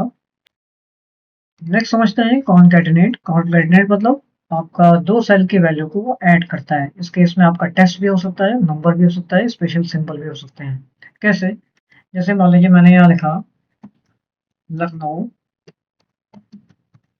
कानपुर, और साथ ही साथ दो नंबर ले लिए हमारे 45 एंड 65। इस केस में ये कैसे एडिशन करेगा? तो अगर मैंने यहाँ पर लिखा इक्वल टू कॉन कैट और देन दोनों नंबर, तो दोनों नंबर को आपको एट ए टाइम में हम चाहें तो ऐसे सेलेक्ट करें, क्या इस केस में हमें रिजल्ट मिलता है? तो बिल्कुल मिलेगा। आप ऐसे भी कर सकते हैं, कॉमा लगा के भी कर सकते हैं। और साथ ही साथ अगर हम यहाँ पर ये जो हमारी वैल्यू थी, इस वैल्यू को हम अपने इस नंबर में चेंज कर लें, यानी हमारा जो अगली वैल्यू आएगी वो आएगी 45 एंड 65। तो इस केस में क्या होगा? तो वो दोनों नंबर आपके सीरियल ऑर्डर में वहाँ पर रिटर्न हो जाएंगे। तो इस तरह से कॉन्कैटिनेट का यूज़ करेंगे। टेक्स्ट ज्वाइन को समझते हैं। इसके लिए क्या होता है कि आपके टेक्स्ट को ज्वाइन करता है ये कमांड। आपको यहाँ पर इसको यूज़ कैसे करना है इसको समझते हैं। इक्वल टू प्रेस करना है, टेक्स्ट ज्वाइन ले लेना है, ब्रैकेट का स्टार्टिंग ला रही है, इसको हम लोग फाइनली पैरेंथेसिस के नाम से जानते हैं। फंक्शन पर आ जाना है आपको, डेलीमीटर आपको डालना है कॉमा, यानी इसके बीच में कॉमा सेपरेट हो। आप डेलीमीटर अपने अकॉर्डिंग में ला सकते हैं। इग्नोर एम्प्टी, यहाँ पर आपको ट्रू फॉल्स देना होता है, आप ट्रू ले लीजिए। Exact same to same matching देनी है हमको, सेम टू सेम वैल्यू लेनी है। टेक्स्ट आपकी कहाँ है, आप सारे टेक्स्ट को सिलेक्ट कर लीजिए और ओके कर दीजिए। ऐसा करने से क्या होगा आपको, जैसे कि यहाँ लिखा है सौरभ कुमार, हाउस नंबर 105 हजरतगंज। तो इस तरह से ये टेक्स्ट ज्वाइन कमांड काम करेगा। लेफ्ट की बात करते हैं। लेफ्ट से आपको वैल्यू देता है ये किसी भी सेंटेंस के लिए। आपने लिखा है यहाँ पर लेफ्ट,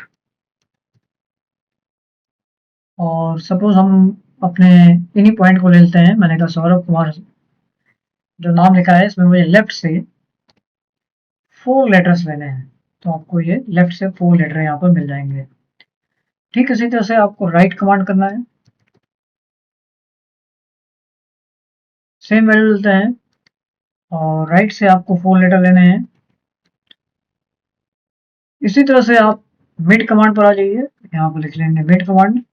मिड क्या करता है, आपको सेंटर से लेता है, यानी कि हम स्टार्टिंग लेटर बताएंगे और वो स्टार्टिंग लेटर आपका यानी कहीं बीच के कैरेक्टर से स्टार्ट होके कितनी वैल्यू लेनी है। तो हमने टेक्स्ट ले लिया, सपोज हमारा सेम टेक्स्ट है और इसमें हम लेना चाहते हैं कि 3 के बाद आपको लेनी है अगले कितने नंबर्स लेटर्स। तो हमने लिखा 4। तो ये इस तरह से रिजल्ट देगा आपको। लेंथ क्या करता है, आपको टोटल लेंथ देता है। तो हम लिखेंगे लेंथ, सेम टेक्स्ट ले लेते हैं तो हमें इसकी लेंथ मिल जाएगी। ट्रिम कमांड का यूज है आपके जो भी अल्फाबेट्स हैं, जैसा जो भी नाम लिखा है, सब नेम लिखा है और उसके बीच में अननेसेसरी ज़्यादा स्पेस आ चुके हैं, तो वो ट्रिम कमांड से कंट्रोल हो जाएगी। तो आपको क्या करना है, इक्वल टू लिखना है, ट्रिम लिखना है और देन वो जो भी टेक्स्ट है आपको उसको लिख देना है। जैसे मैंने यहाँ सौरभ कुमार लिखा है, मैं थोड़ी देर के लिए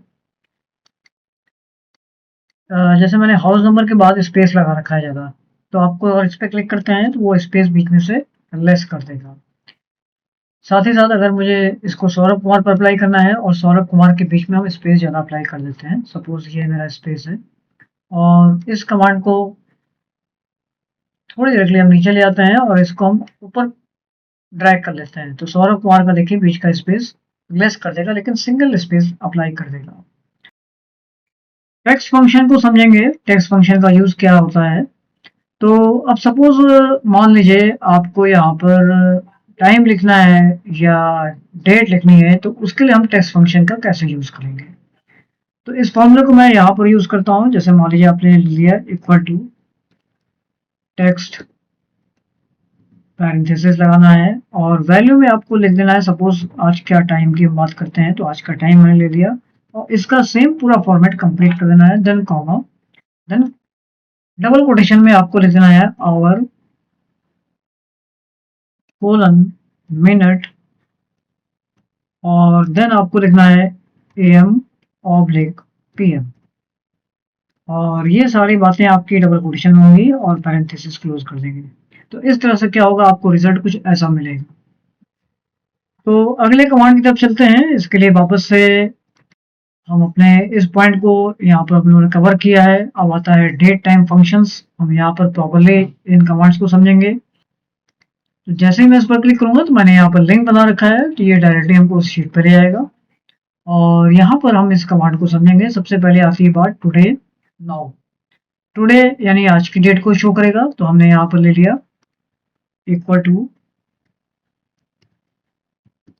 टुडे और आपको दोनों ब्रैकेट यूज करने हैं तो आज की डेट मिल जाएगी। नाउ को समझते हैं। नाउ लिखने के लिए आपको इक्वल टू लिखना है, नाउ लिखना है और ऐसा करने से हमें आज का डेट एंड टाइम दोनों मिल जाएगा। डे कमांड क्या करता है, अब मुझे सपोज इस डेट से पर्टिकुलर डे को बाहर निकालना है तो यहाँ पर हम लोग इसको ऐसे यूज करेंगे इक्वल टू डे और बता देना है आपको कि इस डेट से मुझे डेट को बाहर लेना है तो डेट बाहर आ जाएगी। ठीक इसी तरह से आप मंथ कमांड लगा सकते हैं। तो मंथ के लिए आपको यहाँ पर मंथ लिखना है और जब यहाँ क्लिक कर देना है तो आपको उसका मंथ मिल जाएगा। साथ ही साथ अगर हम यहाँ पर लिखते हैं ईयर तो आपके पास कहीं भी डेट है तो आप वहाँ पर क्लिक करिए तो आपको उसका ईयर मिल जाएगा। तो यहाँ पर डे मंथ ईयर आ गया। डेटेड इफ को समझते हैं। इसका मतलब होता है रिटर्न्स डिफरेंस बिटवीन डेट्स। तो मेरे पास दो डेट्स हैं जो 31 जुलाई को है और 31 जुलाई 6 का है, 26 को। तो इसके बीच में डिफरेंसेस को अगर हमें काउंट करना है तो हम डिफरेंसेस काउंट कर सकते हैं। जैसे सपोज मैंने लिखा equal to date if command को यूज करना है आपको और बता देना है पहली डेट आपकी ये है कॉमा सेकंड डेट ये है कॉमा उसके बाद आपको डबल कोटेशन साइन देना है और बता देना है इसमें आपको ईयर का काउंटिंग करनी है। तो इस वजह से हमें ईयर का डिफरेंस आ जाएगा। अब हम यहाँ पर कोई भी ईयर में चेंजेस लाते हैं, जैसे 23 किया तो मुझे यहाँ पर ईयर के डिफरेंस मिल जाएंगे। ठीक इसी तरह से अगर हम यहाँ पे थोड़ी देर के लिए मान लें कि मेरे पास डेट चेंज है, मान लीजिए ये मंथ हमारा 5 है और हमको मंथ के डिफरेंस को यहाँ पर फॉलो करना है तो आप क्या लिखेंगे इक्वल टू डेटेड इफ और अगेन से आपको यहाँ पर क्लिक करना है कॉमा यहाँ पर क्लिक करना है, देन आपको बता देना है कि हमको लेना है इस पर मंथ। तो 34 मंथ्स का डिफरेंस आ जाएगा। तो इस तरह से डेटेड इफ कमांड यूज करना है। ई डेट कमांड स्पेशली मंथ्स को काउंट करने के लिए होता है कि अगर हम इसको मंथ्स को काउंट करना चाहते हैं कि इसमें इस ड्यूरेशन में कितने मंथ्स हुए थे, कैसे यूज करना है आइए इसको समझते हैं। नेक्स्ट आते हैं लॉजिकल फंक्शंस पे। लॉजिकल फंक्शंस मतलब आपके लॉजिक की चेकिंग होती है, यानी जो भी आपने कहीं पर पहले वैल्यूज वगैरह दी हुई है उसको उस पर हम दो टेस्ट लगा सकते हैं। या तो वो नंबर या वो जो भी डिजिट है आपका वो अगर ग्रेटर है तो क्या रिजल्ट आएगा और स्मॉलर है तो क्या रिजल्ट आएगा, ग्रेटर इक्वल टू है तो क्या रिजल्ट आएगा। तो इस तरह के लॉजिकल टेस्ट यहाँ पर दिए जाते हैं, जैसे pass fail, true false, yes no और भी इस तरह की कंडीशन है। तो इसको समझते हैं लॉजिकल फंक्शंस में।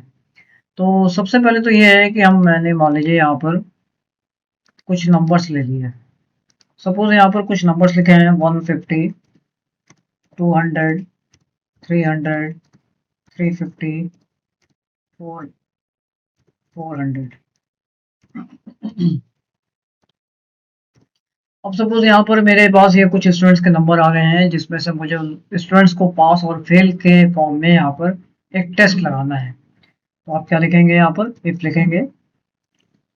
लॉजिकल टेस्ट के लिए आप बता देंगे कि पहली कोई वैल्यू है जो अगर ग्रेटर है, मान लीजिए 220 से, अगर ये कंडीशन ट्रू है, देखिए जो इफ फॉर्मूला है ये आपका दो कंडीशन में टेस्ट करता है, या तो वो जो भी आपने लॉजिकल टेस्ट दिया है, या अगर वो ट्रू है तो उस पहले वाले वर्ड को फॉलो करेगा, अदरवाइज आपके सेकंड वाले वर्ड को फॉलो करेगा।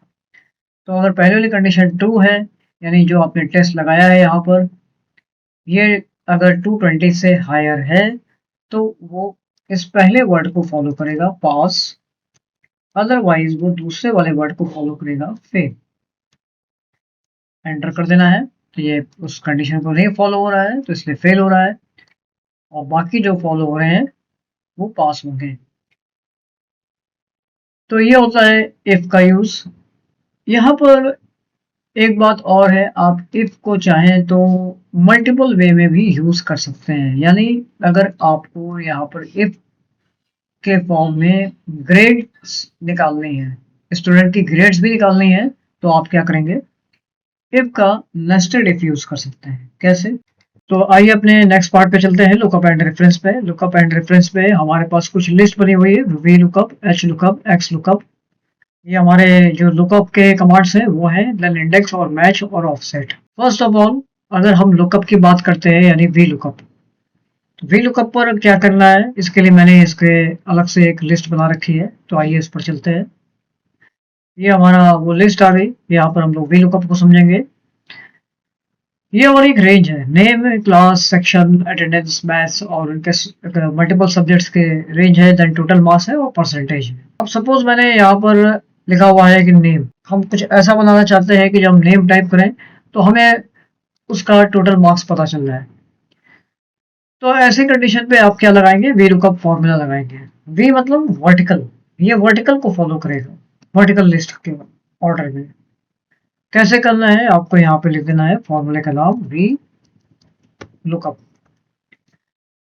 देन आपको ब्रैकेट लगा देना है, bracket means parenthesis, lookup value, value हम यहाँ पर टाइप करेंगे, कॉमा लगा देना है आपको। देन आता है टेबल एरे, वो लिस्ट कहाँ है जहां से आप उस फॉर्मूले को अप्लाई करना चाहते हैं, टोटल लिस्ट।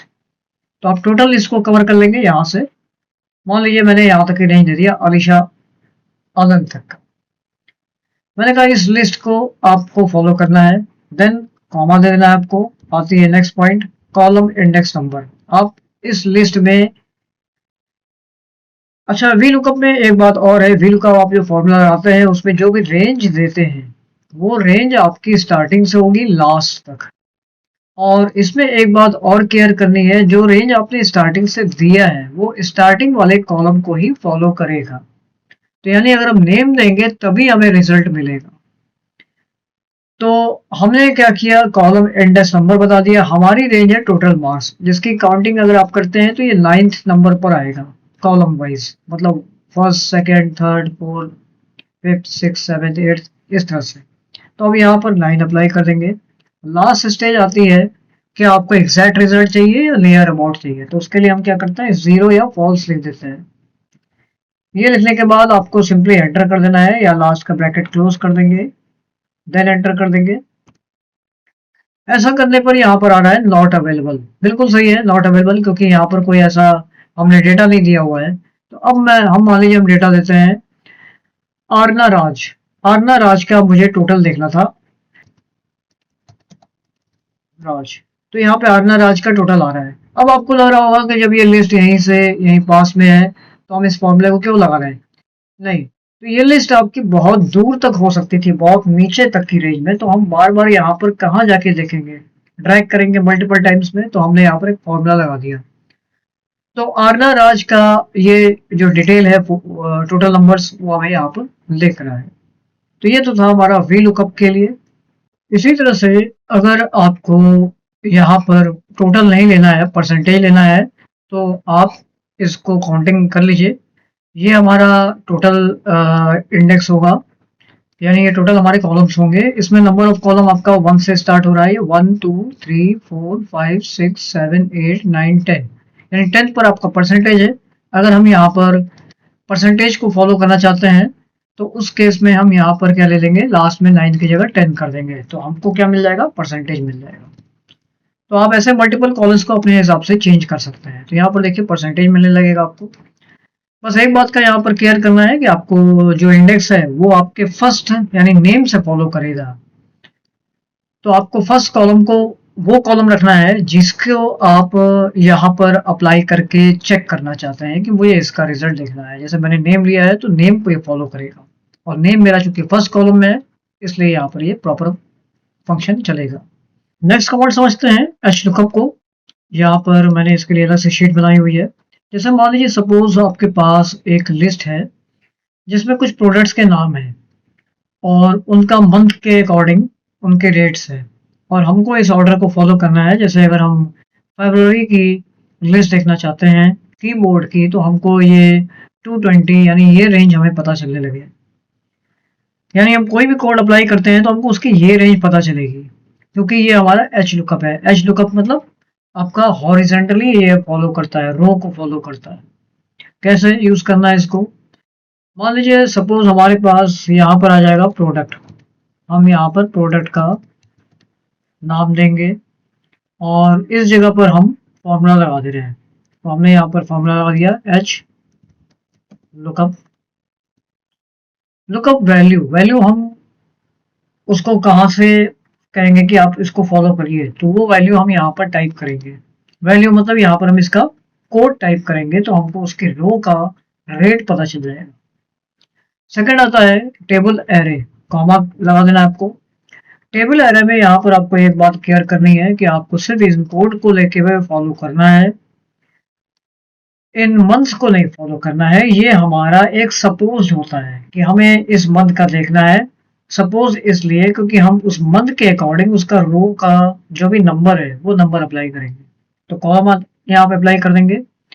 अब सपोज हमें फरवरी का रेट देखना था, तो फरवरी हमारा इस बॉक्स के हिसाब से, इस बॉक्स के according first second third, third row को फॉलो कर रहा है।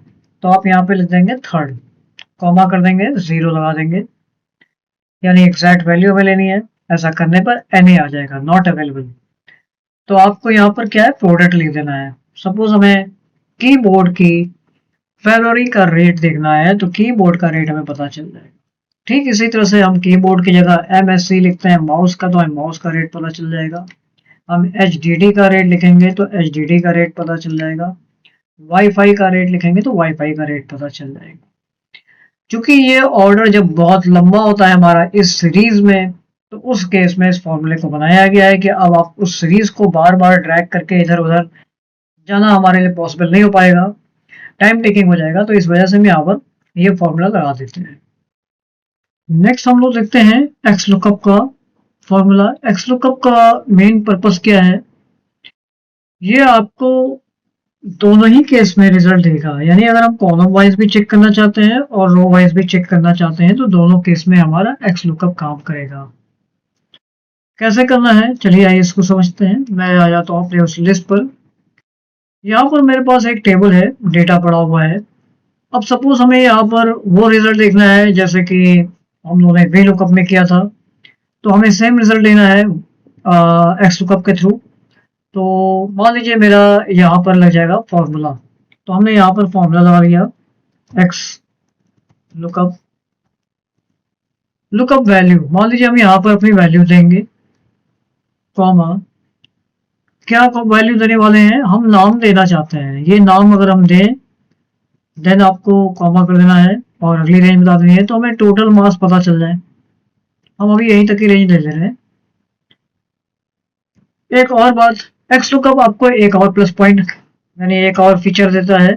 अगर आपको वो नाम यहाँ लिस्ट में नहीं है जो हमने सर्च में दिया, तो उस केस में क्या कोई एरर मैसेज देना है, तो आप यहाँ पर लिख सकते हैं, जिसके लिए आपको यहाँ पे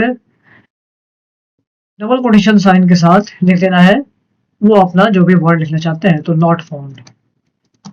और लास्ट वैल्यू आपको दे देना है 0, क्योंकि आपको एग्जैक्ट वैल्यू देनी है, और यहाँ पर क्लोज कर देना है। अब सपोज यहाँ पर अभी आ रहा है नॉट फाउंड, लेकिन अभी हमारा फॉर्मूला अप्लाई नहीं हुआ है आरना राज, तो उनका टोटल नंबर हमको मिल रहा है। लेकिन सपोज हमने यहाँ पर एक गलत वैल्यू दे दी, हमने गलत नाम दे दिया, हमने दे दिया अमित, तो यहाँ मैसेज आ जाएगा नॉट फाउंड। ये तो था हमारा वो स्ट्रक्चर जो वी लुकअप के अकॉर्डिंग फॉलो कर रहा था, यानी इस ऑर्डर में। एक और बात, अब ये रो वाइज कैसे फॉलो करेगा, इसके लिए हम यहाँ पर दूसरा फॉर्मूला लेते हैं, यानी दूसरा स्टेप। एक्स लुकअप आपको देना है। एक्स लुकअप में बात आ रही है कि कहाँ पर हम देंगे, लुकअप वैल्यू क्या होगी, तो लुकअप मेरी वैल्यू यहाँ पर हो जाएगी, कॉमा देना है आपको।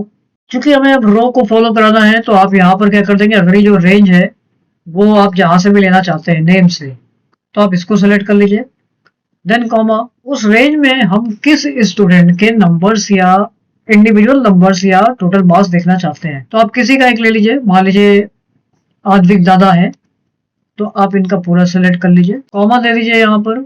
यहाँ पर भी आप कर सकते हैं नॉट फाउंड, अगर ऐसा कुछ नहीं मिलता है तो नॉट फाउंड बता देगा। पहले हम नॉर्मली आपको दिखाते हैं, आप यहाँ पर ले लेंगे एग्जैक्ट वैल्यू को 0 और इस फॉर्मूले को भी अप्लाई कर देंगे।